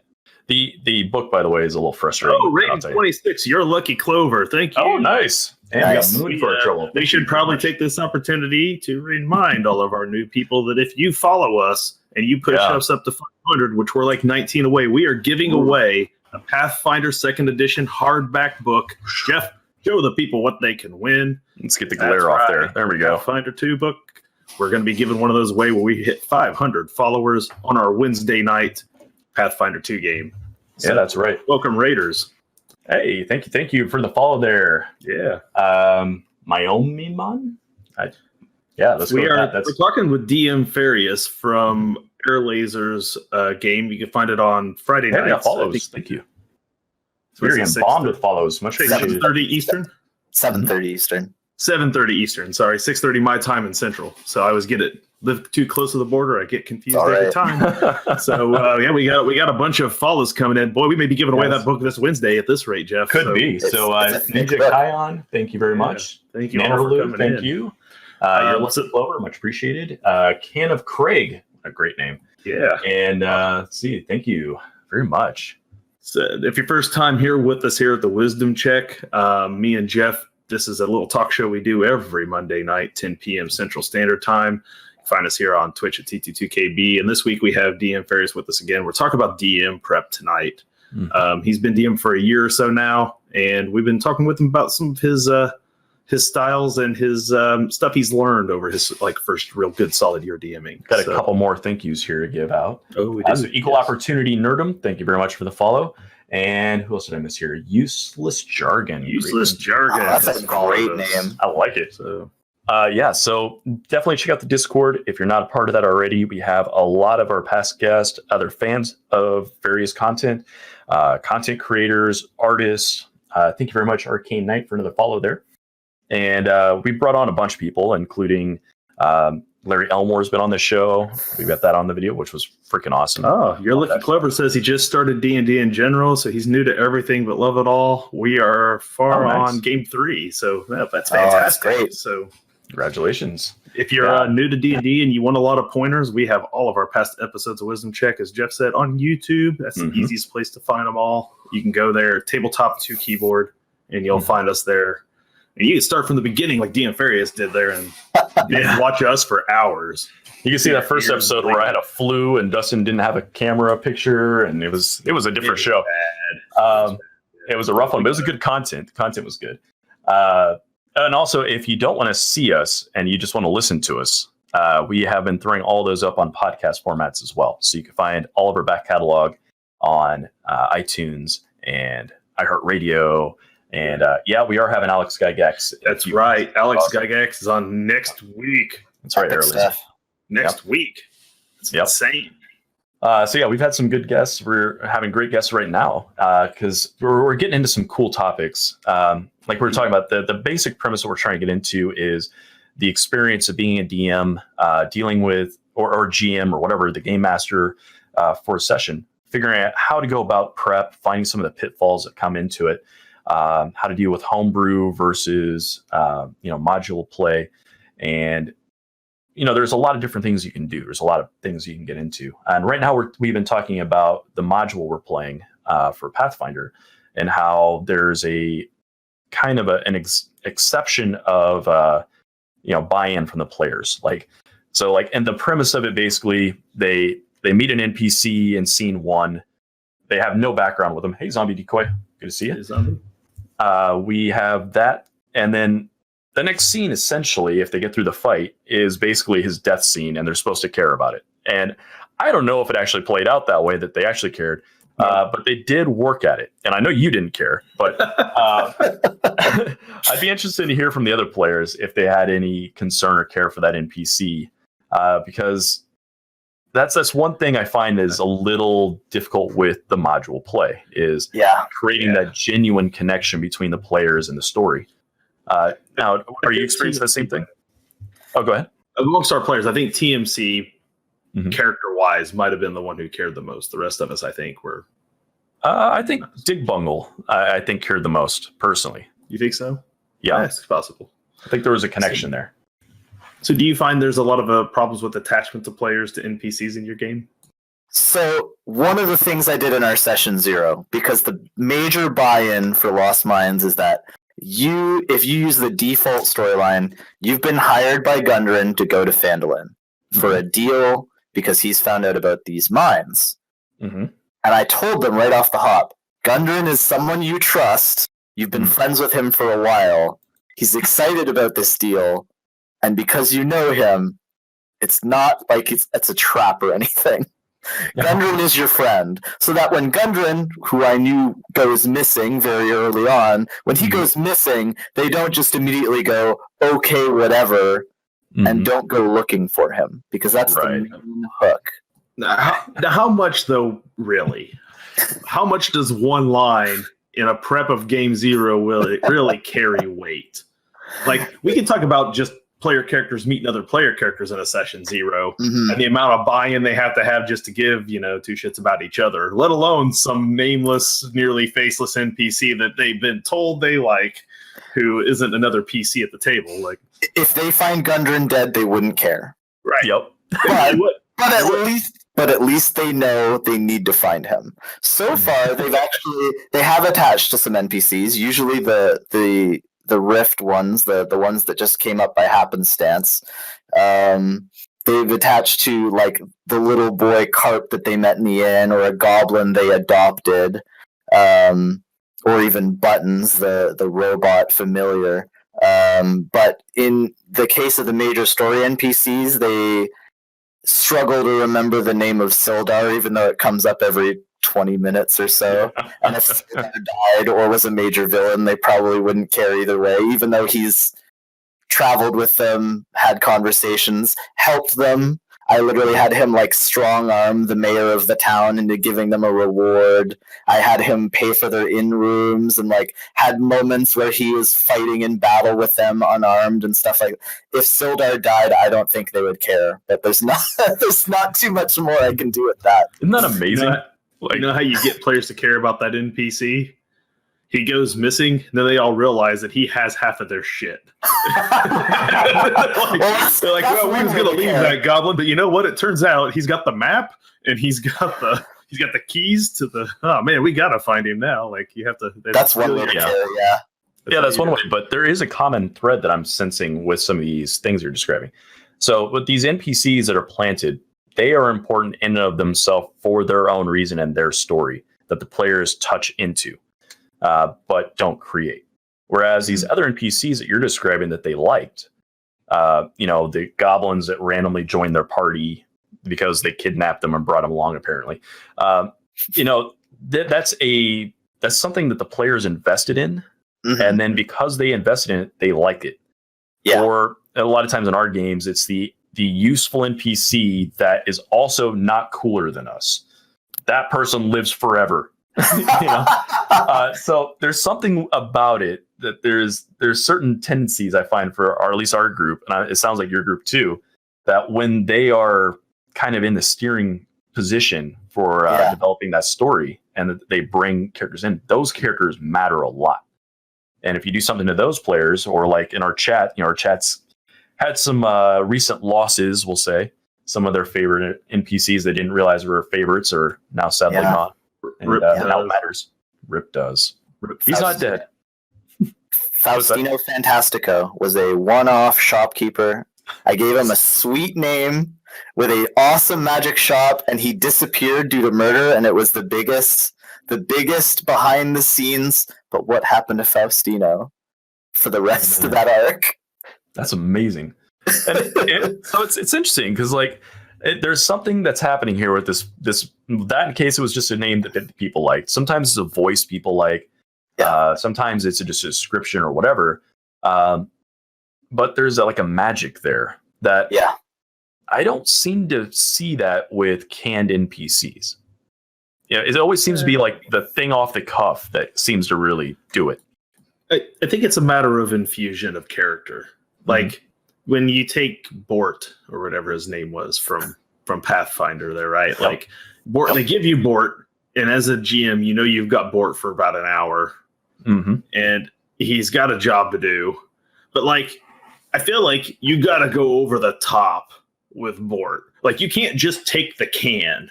You have to take the contents out of the can.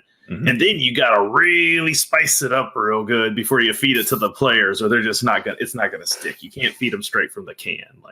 I'm curious how you think that went, because we're going to get to Air Laser's redeemed wisdom check thing here in just a second. But I'm curious about it because the line in the book that I got was essentially said, he's an affable man who's eating savory foods, drinks beer. He's nice. He likes people. People like him, and he tells stories. Cool. And I was like, that's never going to work. Right? This guy, nobody's going to care about. So I tried to role play him up pretty heavy and do, some outlandish stories and try to make him invest into the other players. Like he actually likes them. He's genuinely trying to get into the things they're into, paying attention to what they're paying attention to, that kind of stuff. I don't know if that came across.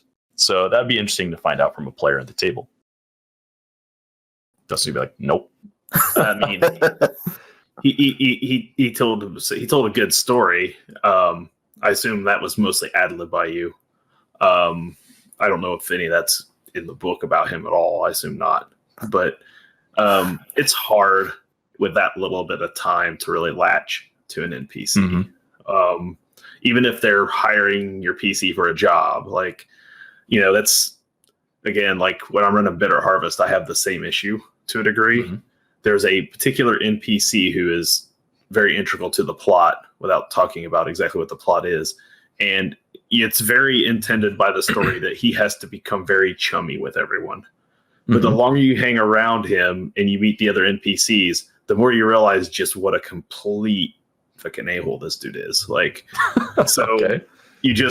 He's just smarmy and slimy, and he gets slimier as he goes. So but you have to initially make him very charming and likable. So he's buying free rounds of beer for everyone, the stuff that the cliche stuff they always put in an adventure module. So I don't know, for me, there just wasn't enough time with Bort. Maybe if he was more active in the combat with us, with the wolves, he's there on the front line fighting with us, we can at least say we engaged in a battle with this guy. He in theory, that was the case, but because I just didn't role play their fight portion; it was just off the screen. But it is interesting. I'm wondering some of it too might be the character you're playing because he's kind of in his own thing. Describe your character for a second, then that'll make more sense, I guess. For anyone who hasn't watched our Pathfinder game yet, I play a character whose name is Clay Dyson. He goes by the name Clashish Clay, and he's the very best fighter in the world, and he's the greatest. And if you haven't seen him yet, he'll tell you all about how he's the greatest fighter ever, and he's going to collect all the belts. All the belts are going to be his and the titles. and he lives in his own little fucking world. Yeah. He literally sat back down on a stool waiting for his corner man to ding the bell to get involved in the bar fight.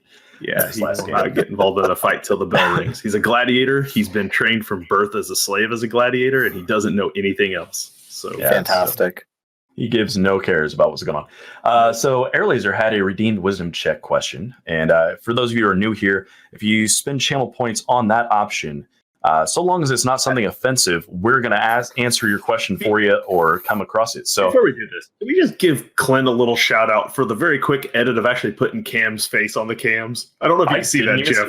There is a Cam icon on the cams now, and it's fantastic. Excellent. So it has begun. Go ahead with the question there, Jeff. Sorry. Yeah, our channel points, for those of you who aren't accustomed to us, are named after one of the players in our group, Cameron. So we call them Cams. And basically it's because whenever it was his initiative in fights, a lot of times he starts looking at his options and takes a while to decide what he's doing. So our DM started doing battle music and beatboxing, basically. Name only his name. So it was Cam, and it became stupid enough that we put it into our channel everywhere. Anyway, 200 of those points have been spent to ask Rick, can you do the Alexander voice? Oh. Well, I don't really know any voice on command or anything like that. He's a bit of a character, but I guess if you're gonna spend some cams, I'll do it for you. You know where my mind went with that one? I don't know if you've ever watched it. How old are you, first off, if you don't mind me asking? Are you old enough for Homestar Runner? Yes, I am. Is it God, what's his name? Strong Sad? Oh, it's pretty close to a strong side. I want to be kind of just like a sad. He was a teenager who was unexplained living alone. Like, I didn't explain why he was living alone, but he seemed very sad living alone in the middle of nowhere. And the group just decided he needed a demon roommate. That's how you fix him. Awesome. I'm a song from the 60s. When you started talking, the first thing that hit me immediately is like, it's Strong Sad from Homestar Runner. I'm like, sounds it's about awesome. Right. There's another redeemed wisdom check question from Airlaser. It says, the room game one shot, we were heavily invested in the backstories. Hold on. It was super, super grim. Jesse got a teddy bear and we released the mother's ghost and buried the little girl. It was very sad. We definitely agreed the villain was the villain too. That's interesting. So you managed to pull all that off in a one shot? It was a 6-hour one shot, so it was a little longer than I wanted it to be. But the entire point of it was I wanted to run a haunted house one shot where they were brought into the lobby of the house, get trapped inside, and then kind of wander around and find the story from little clues, BioShock style, if you've ever played it, the little recordings. I wanted to do something like that, where you'd find a little clue, and maybe it was a piece of writing, maybe it was an item, maybe you'd find a burned teddy bear or like a splotch of blood and see a vision. So I managed to get across the storyline of a man who was so obsessed with what makes a hero, what creates a hero, that he started to dissect adventurers who came to the mansion. And they were in this burned mansion, and as they go through the clues and get to the end of the story, they realize that they're seeing the mansion after it burned down, and it burned when his wife tries to stop him. His wife tries to stop him from dissecting an adventurer, and he flies off the handle, kills her, and the child dies in the fire, and they end up basically consoling the ghosts of the daughter and the woman and having to kill the man who's either undead or found some way to extend his life, trapped in this haunted mansion. Yeah. Boy, that's a lot to get into in one shot. It was a challenge, yeah, but it was it's pretty incredible. Like, I mean, when you sat down to develop that, like, what did you expect would be the outcome of it? Did you think they would get through all these things? Or discover it all? Or yeah, so this one shot was actually using a different board game, one of those kind of build a mansion games where you put down rooms every time you move. And I had events in every single room. So I had certain rooms were story events, which were little clues and scenes and items they might need to collect, and other rooms were just hazards. So they would step into the room and it would burst into flames. They'd step into a room and it would be a trick staircase. So a lot of those event rooms were quicker. They would hit them and just kind of move, and the game wasn't set up with combat in mind. There wasn't actually a real fight throughout the whole thing. There was a ghost chasing them who would take a swing at them if they were in the room with the ghost. But otherwise, it was building a house, finding clues, finding out about these characters, digging up a grave, finding like the teddy bear and a key, and then eventually running out of rooms and ending up in the final locked room. Huh. Yeah. Yeah. There's been some interesting ones like that. Like this is kind of diverting into a different direction, but you're talking about using like the Fallout or the BioShock kind of methodology of leaving clues that, past story has been written. I kind of used that in my Exalted game that we ran over I don't know when that was. It was like recent-ish in terms of like a year or so ago. Oh man, you said Exalted. I went back to the other Exalted game. I was like, you mean the one from 20 years ago, Jeff? Like, well, that one too, actually. I have used that approach before. It's interesting because there's a lot of times there are story components you want to ensure that the players get. You want them to have some kind of interaction with an NPC. And a lot of times players don't let an NPC develop and exist, especially if they sniff out that they may be the bad guy. So it's like scene one, you see this guy, they're going down, and I think that this kind of approach where you kind of getting the little nibbles here, you get a little piece of information there, you let the player kind of fill in a lot of the blanks, and then kind of come up with their own headcanon. And then as your details come out, it kind of, agrees or changes what they're thinking is happening. And I think that's, I don't know, for me, I really enjoy that kind of storytelling. Now in video games, it's there because of it needs to be there. Otherwise there's no story. But it does have a cool feel to it, I think, as a player. Absolutely. Yeah. I mean, do you enjoy that sort of stuff too, Dustin? Or is that kind of like one of those where you're like, meh? I was going to tell him what he did was he solved a riddle that I actually put to somebody on another Discord channel as having an argument with some people about horror in 5e.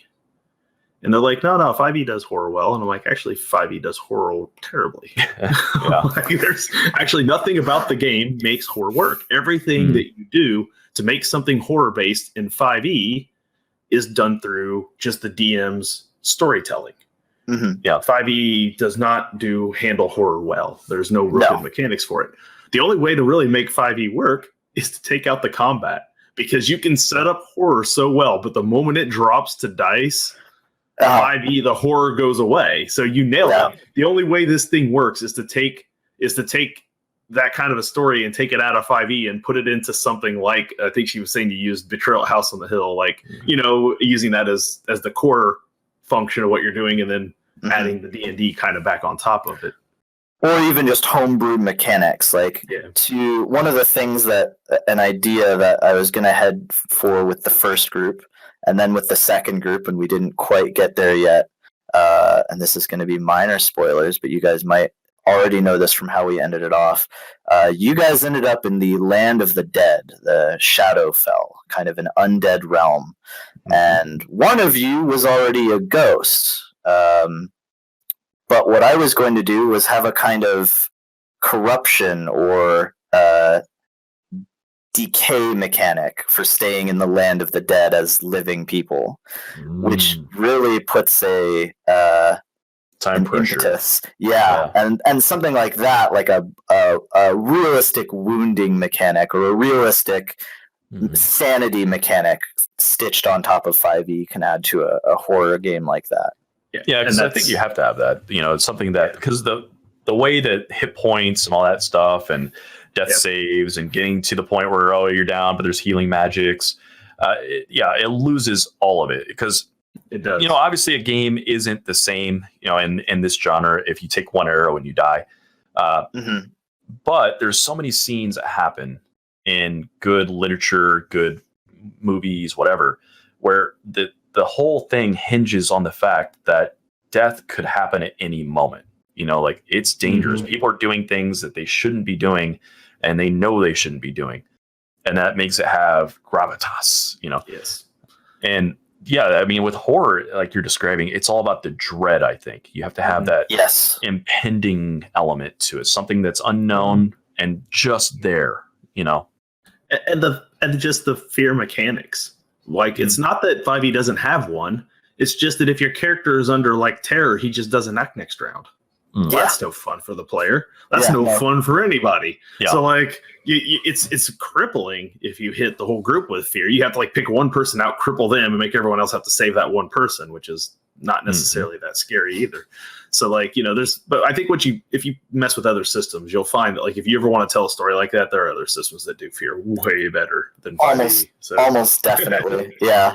So The most successful I've been with making a fight scary, or the creatures that should have made a fight most scary, ended up being more comical than anything else. Rugs that wrap people up in them, and then when you slash the rug, you hit the person inside. That should be terrifying. Yep. In a real situation, you are stabbing your friend to free them, but in the game, it ended up being slapstick because you're stabbing your friend to help them. Yeah, and Yeah. I was going to mention we have a viewer here that Deaf Mute says that he's beyond amazing to see captions for each of us. And Jeff, why don't you tell us where we got those captions from? Yeah, we had a guest on relatively recently, and she showed it to us. Jen Kretschmer, she's a big advocate for disabled gamers, and we had a whole entire episode talking about making things accessible. And on that, she turned us on to this application. Not really an application. It's actually an online thing you can get to. It's called Web Captioner. And we could probably drop a link for you. I'll work on that while you talk.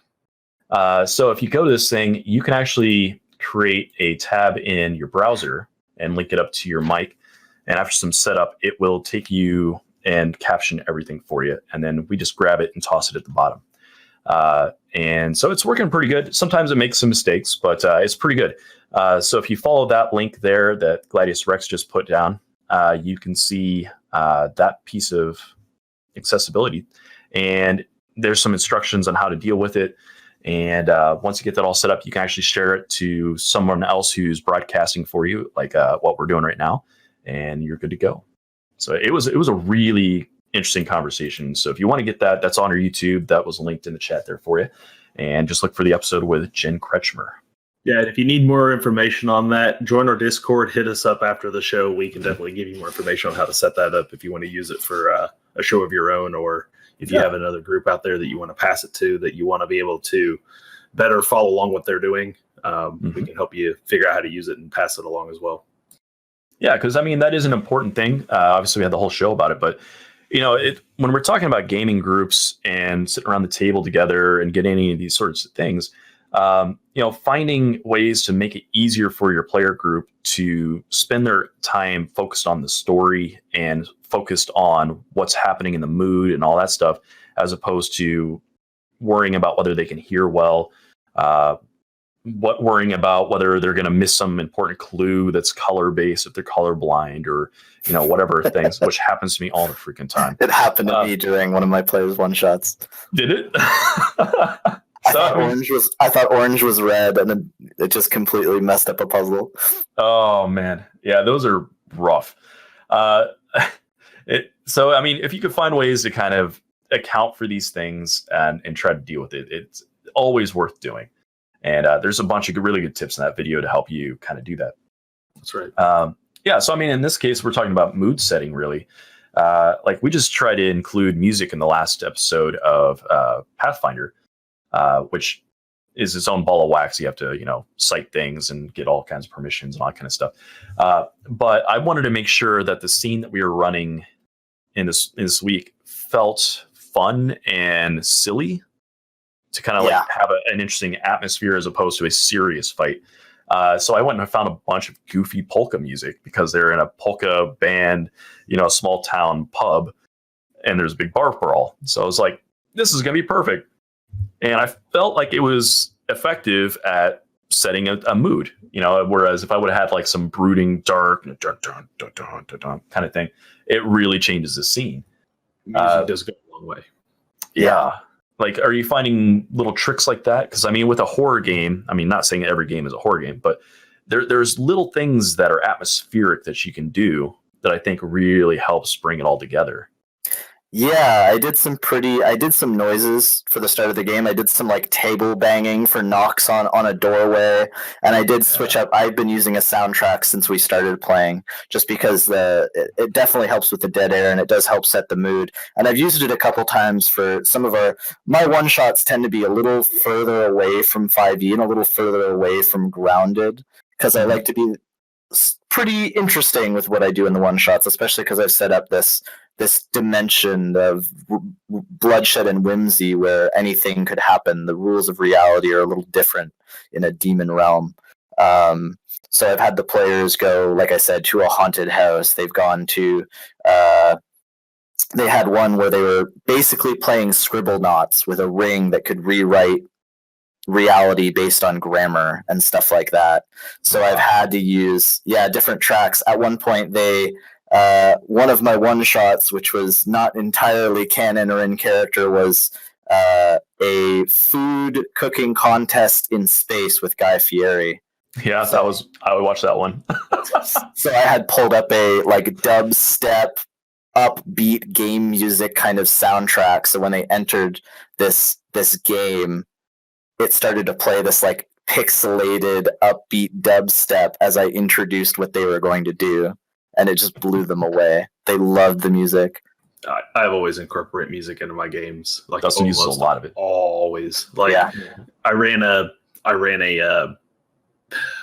D&D modern essentially game, and every game episode's title was literally a rap song from the 90s. Like that was like the theme song for that. I love it. For that session. Like, even though it may or may not only have loosely tied into plot things that was going on, like in some way, shape, or form. Like every one of them like had a 90s rap song attached to it. Yeah. Well, I mean, there's a lot of shortcuts you can take with these sorts of things. Like way back in the Wayback Machine in high school, I had a Dark Ages vampire game.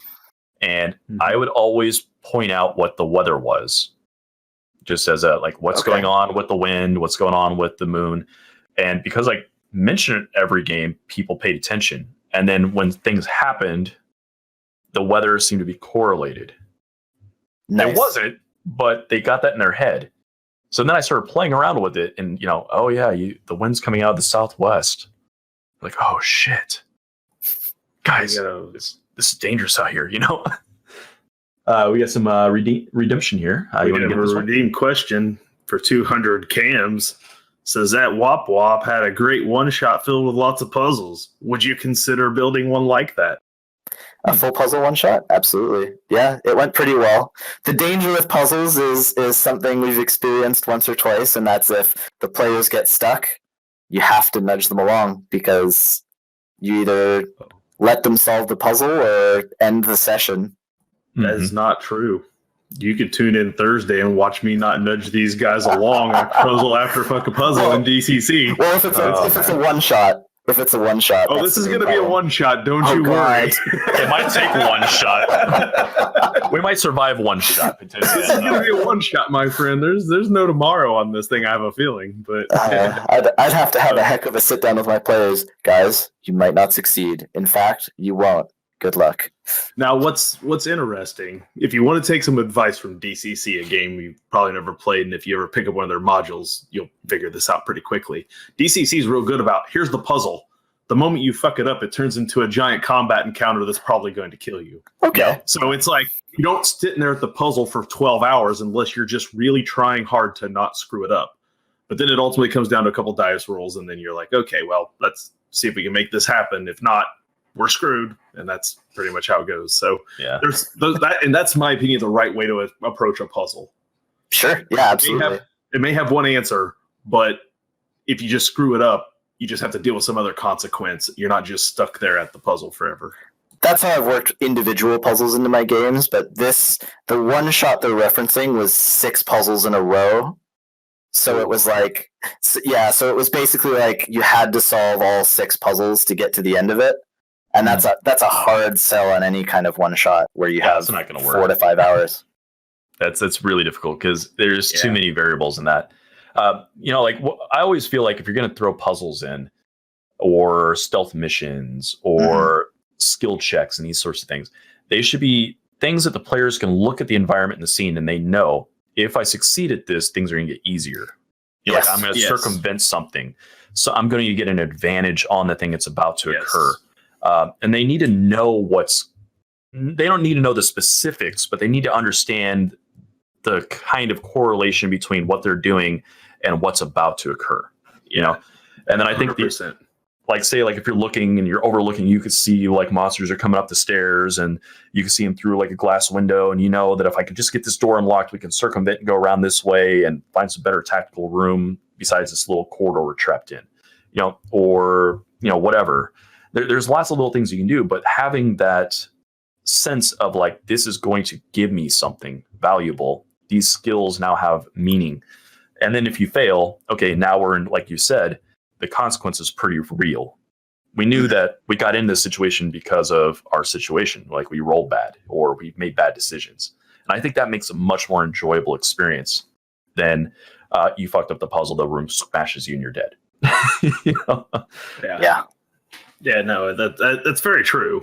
I think that's where DCC gets a lot of things right. You'll see a lot of that on Thursday. Well, I'm excited to see how the players don't solve the puzzles. And if you want to talk about some DM prep, boy, I took an entire module that doesn't exist in Roll20 and built it in Roll20. Oh no! And if you want to know how excruciatingly long this process is, just know that all of the DCC maps are in 10-foot by 10-foot squares, not 5. I hate resizing stuff in Roll20. But the characters move in 5s, so I had to make it in 5s just twice as big. So these maps are huge.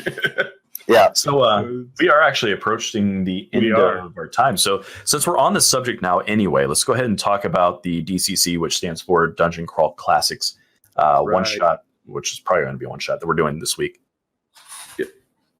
So this Thursday at 9 p.m. Central Standard Time here at TT2KB, we are kicking off a 4-stream cross-stream tournament in Dungeon Crawl Classics. We are running the 2018 Gen Con Dungeon Crawl Classics tournament module, the Black Heart of Thaculon the Undying. Don't worry, you won't see that. They'll never get there. What you will see, though, is you'll see 4 of my fellow TT2KB members, including Jeff there, who's playing Keith the Thief. We have Cameron playing Gizzard the Wizard. We have Clint playing Eric the Cleric. And we have Levi playing a dwarf with a name so long, it's like Alberdine Deer Crumple, Caden Donner, something the third. And it's going to be fantastic as these 4 adventurers tackle one of the hardest intended for professional DCC player modules you will ever see. And just so you're aware, these things are scored. They get points based on things they do and don't do at each of the quote-unquote puzzles. So just getting through a room is cool, but you can get through with some style points or not. And the stream that has the most points before they TPK is the winner. So it isn't just a matter of who gets the furthest. It's how many points have they managed to gather or not lose along the way. So it's going to be real fun. So if you come here and you watch us, we're kicking things off Thursday. I believe on Saturday, Defenders of Kobold. You can find them at Defenders of Kobold. Chuck and his crew are running it on Saturday. And Dragons in the Dining Room and the Grouch Couch are both on Sunday at different times. So you'll be able to catch those 2. If for any reason, any one of us makes it through day 1, we have day 2 set up.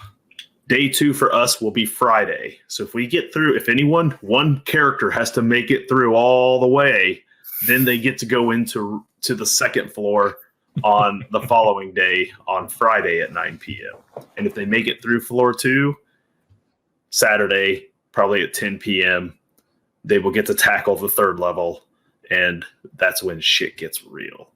So we're never going to find that. We'll see how it goes. But that's coming Thursday. It's across 4 streams. that are doing this. Me, DM Chuck, DM Thaco, and the Liching Hour, who is DMing for the Grouch Couch through this, have been prepping this thing for weeks. We're all doing it. We're all doing the same dungeon. So if you come here and watch us, and you can go watch the other streams as well from the stream team, and just don't spoil anything. You're going to see it here first. Don't go over there and ruin it and tell them how to do something or put it in the chat. We don't want them to see it. So awesome. And while you were selling all that stuff, we had another follow from Skittles Ninja. So thank you very much for that. All right. Nice. You are pushing us real close to our 500 count that we're trying to hit. I don't know how far we are. Mine didn't update. Mine still says 480, and I know that's not right. Yeah, we were getting real close. So the one thing we were talking about, hey, thanks for the bits there. And 491, we are 9 followers away from giving away a book on Wednesday, Jeff. So close. It's going to happen. Yeah, it's going to happen. So we run a Pathfinder 2nd edition game we just started on Wednesday nights, and in honor of that, starting and us hitting close to 500. When we hit 500 follows, we're giving away a brand new one of these 2nd edition Pathfinder core rulebook to one lucky subscriber of the channel. So if you're on watching our game and you're subscribed, we'll roll a die. We'll figure out who gets it, and then we'll send it out to you. So that'd be pretty cool. So before we do the rest of our plugs, why don't we make sure that we plug your show there, Pharius? Yeah, tell us again where we can find you. Yeah, I'm part of Air Laser's D&D broadcast, which is Fridays at 7:30 EST on Twitch/TV-AirLaser. Exactly how you'd think you'd spell it, all one word, Air Laser. And right now we're on Roll20 playing Lost Mines of Phandelver. We're about halfway through the module, I think, but we have all of our old broadcasts on YouTube if you want to catch up. It's a pretty new group of players, but they get up to shenanigans. Yeah, and it's good times. Like I really enjoy watching them. They're fun. They do some wacky stuff with their stream, which we have shamelessly stole some of the material for my game, which includes some interaction that you can do. So you can throw in some really wild, wacky stuff in the middle of their scenes to get things going. The biggest wild magic table online, and you can just roll on it for the free, what is it? Cams here and channel points usually. Yeah. Cams are channel points. Yeah, channel points. Yep. So definitely check that out. It's a good time. We enjoy watching that.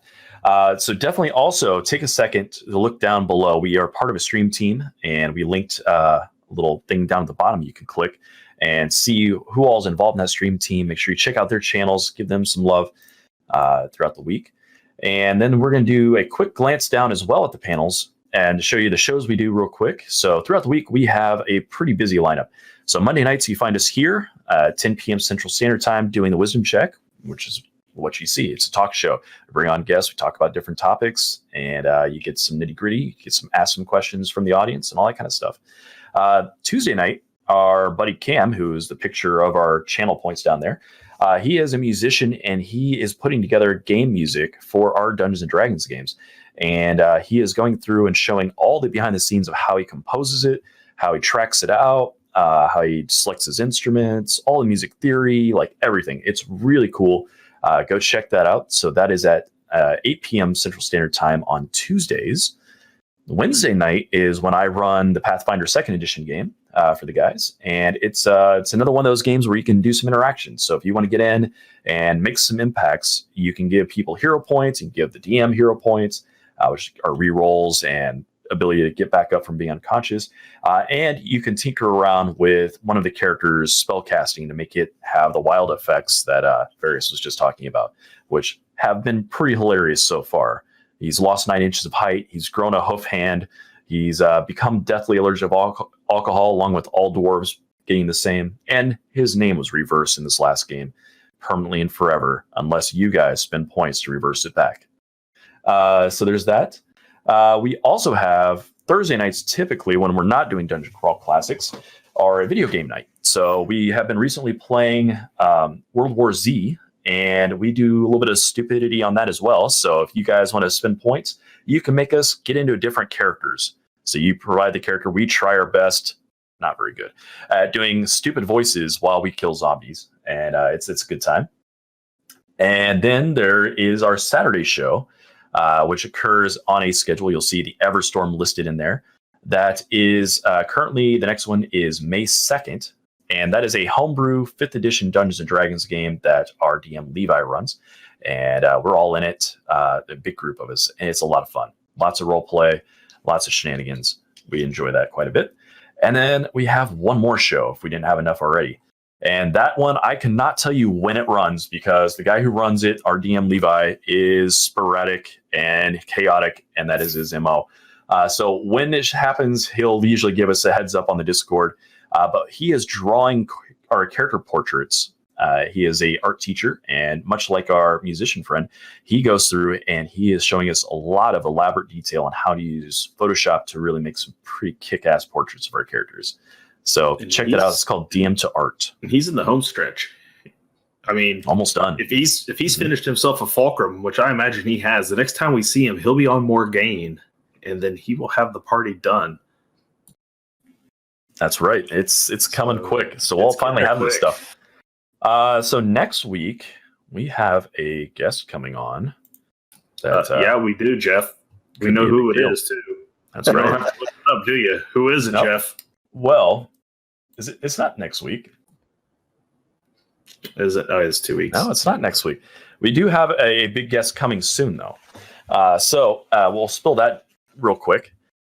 We have secured Alex Gygax, so the son of the legendary Gygax, and he is coming on. He's going to talk with us, and we're going to get a little insight into the life and times of the development of Dungeons and Dragons and growing up in the household with the guy who made the game. So that's going to be pretty cool. It's going to be a pretty special time. Let's look at our schedule to actually get the dates squared up for you here. So next week is Scott Schlitz, who we're going to be talking with Shadowrun next week. Oh yeah, Shadowrun. Scott Schlitz. Nice. We're talking a little Shadowrun, a little more, I guess futuristic style game, some cyberware, some good stuff.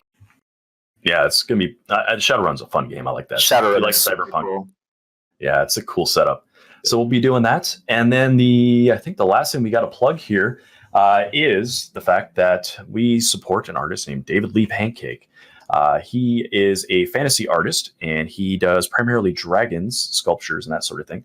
He also happens to be my dad, and he makes his living, along with my mom, going to conventions and selling their fantasy art. And unfortunately, with the COVID thing going on, that means no income for their household. So we are wanting to make sure that you give his art a look by going to davidleepancake.com. Check it out, see some of his awesome content. And if you aren't interested in buying something directly, but you want to support, there's also a Patreon where you can find out all the behind the scenes stuff. So he's recording him making a lot of these pieces, and you can watch the art kind of come together. There's discount codes on there. There's layaway things. There's some items you can only get through there. So it's a pretty good site. And I'm going to go grab an example of that real quick while Dustin keeps you occupied for a second. All right. So while he's picking up some art, which if you haven't seen David Lee Pancake stuff, it's all amazing. Like it truly is one of a kind, type of artwork. The moment you see one, you're going to want to have one hanging in your game room somewhere. It's fantastic. I have one on my front door. Do you? Yeah, I have a dragon mailbox slot. It's a little dragon crawling into the like a metal mailbox. Well, David Lee Pancake has sold artwork to Matt Mercer. He has sold artwork to Satine Phoenix, Stefan Picorni. They all own his art, and you can see here this fantastic dragon-mounted, like taxidermy style head, and it's amazing. Like every one of them is unique. They're all slightly different from the next. They're all hand painted and sculpted, and they are just fantastic. So for anyone out there, again, follow our links, go over there, take a look at David Pancake's art, and find him on Twitter, on Facebook, follow him, join his Patreon, support the guy. It's a rough time for everybody in the industry right now with all the conventions going down one by one, and all the artists and stuff out there. Those people are probably getting hit maybe the hardest. People selling books and things that can still sell over online much easier than some of this artwork can. You can imagine the shipping costs just trying to get that thing out there. So anything you can do, to help out your artist right now, definitely do it. Help out your game shops, help out your other vendors. You know, if you can, use our links down there. Buy a book from your favorite. If you're D&D Pathfinder, we're going to put a DCC one up there before Thursday. If you watch the content, you like it, you want to go buy a book, buy one. It helps support your game companies and your people who make games. And if you enjoy those things, you know, that's how you help support them through this time, so that they'll still be there making the things you like when all this shit comes to an end. Absolutely. And thank you, Airlaser, for showing support on that Patreon. That's right. Definitely appreciate it. So I think that's all we got, right? Time to wrap this bad boy up and find a raid target. I have a raid target locked. Awesome. Well, Pharius, I want to say thank you so very much for coming on. Thanks for having me, guys. 2 hours went super fast. Good. We're gonna go. What Pat followed us. Thank you very much. Yeah, thank you. We're just a couple of followers away from. Yeah, that's Hey, exciting. thanks for the bits. Much appreciated. All right, so I have here Dice Cream Sandwich. Dice cream Oh, We're gonna sandwich. go read Delicious. some Dice Cream. What the heck is dice cream sandwich? Stick around It's and the most find out. delicious sandwich there is. Oh, can't wait. We're going to be there in a second. Awesome. Well, thank you, audience. Much appreciated. Thanks for hanging out with us. We're going to head over there and see where we're going. Another gift sub from Airlaser right at the end. And we're gone.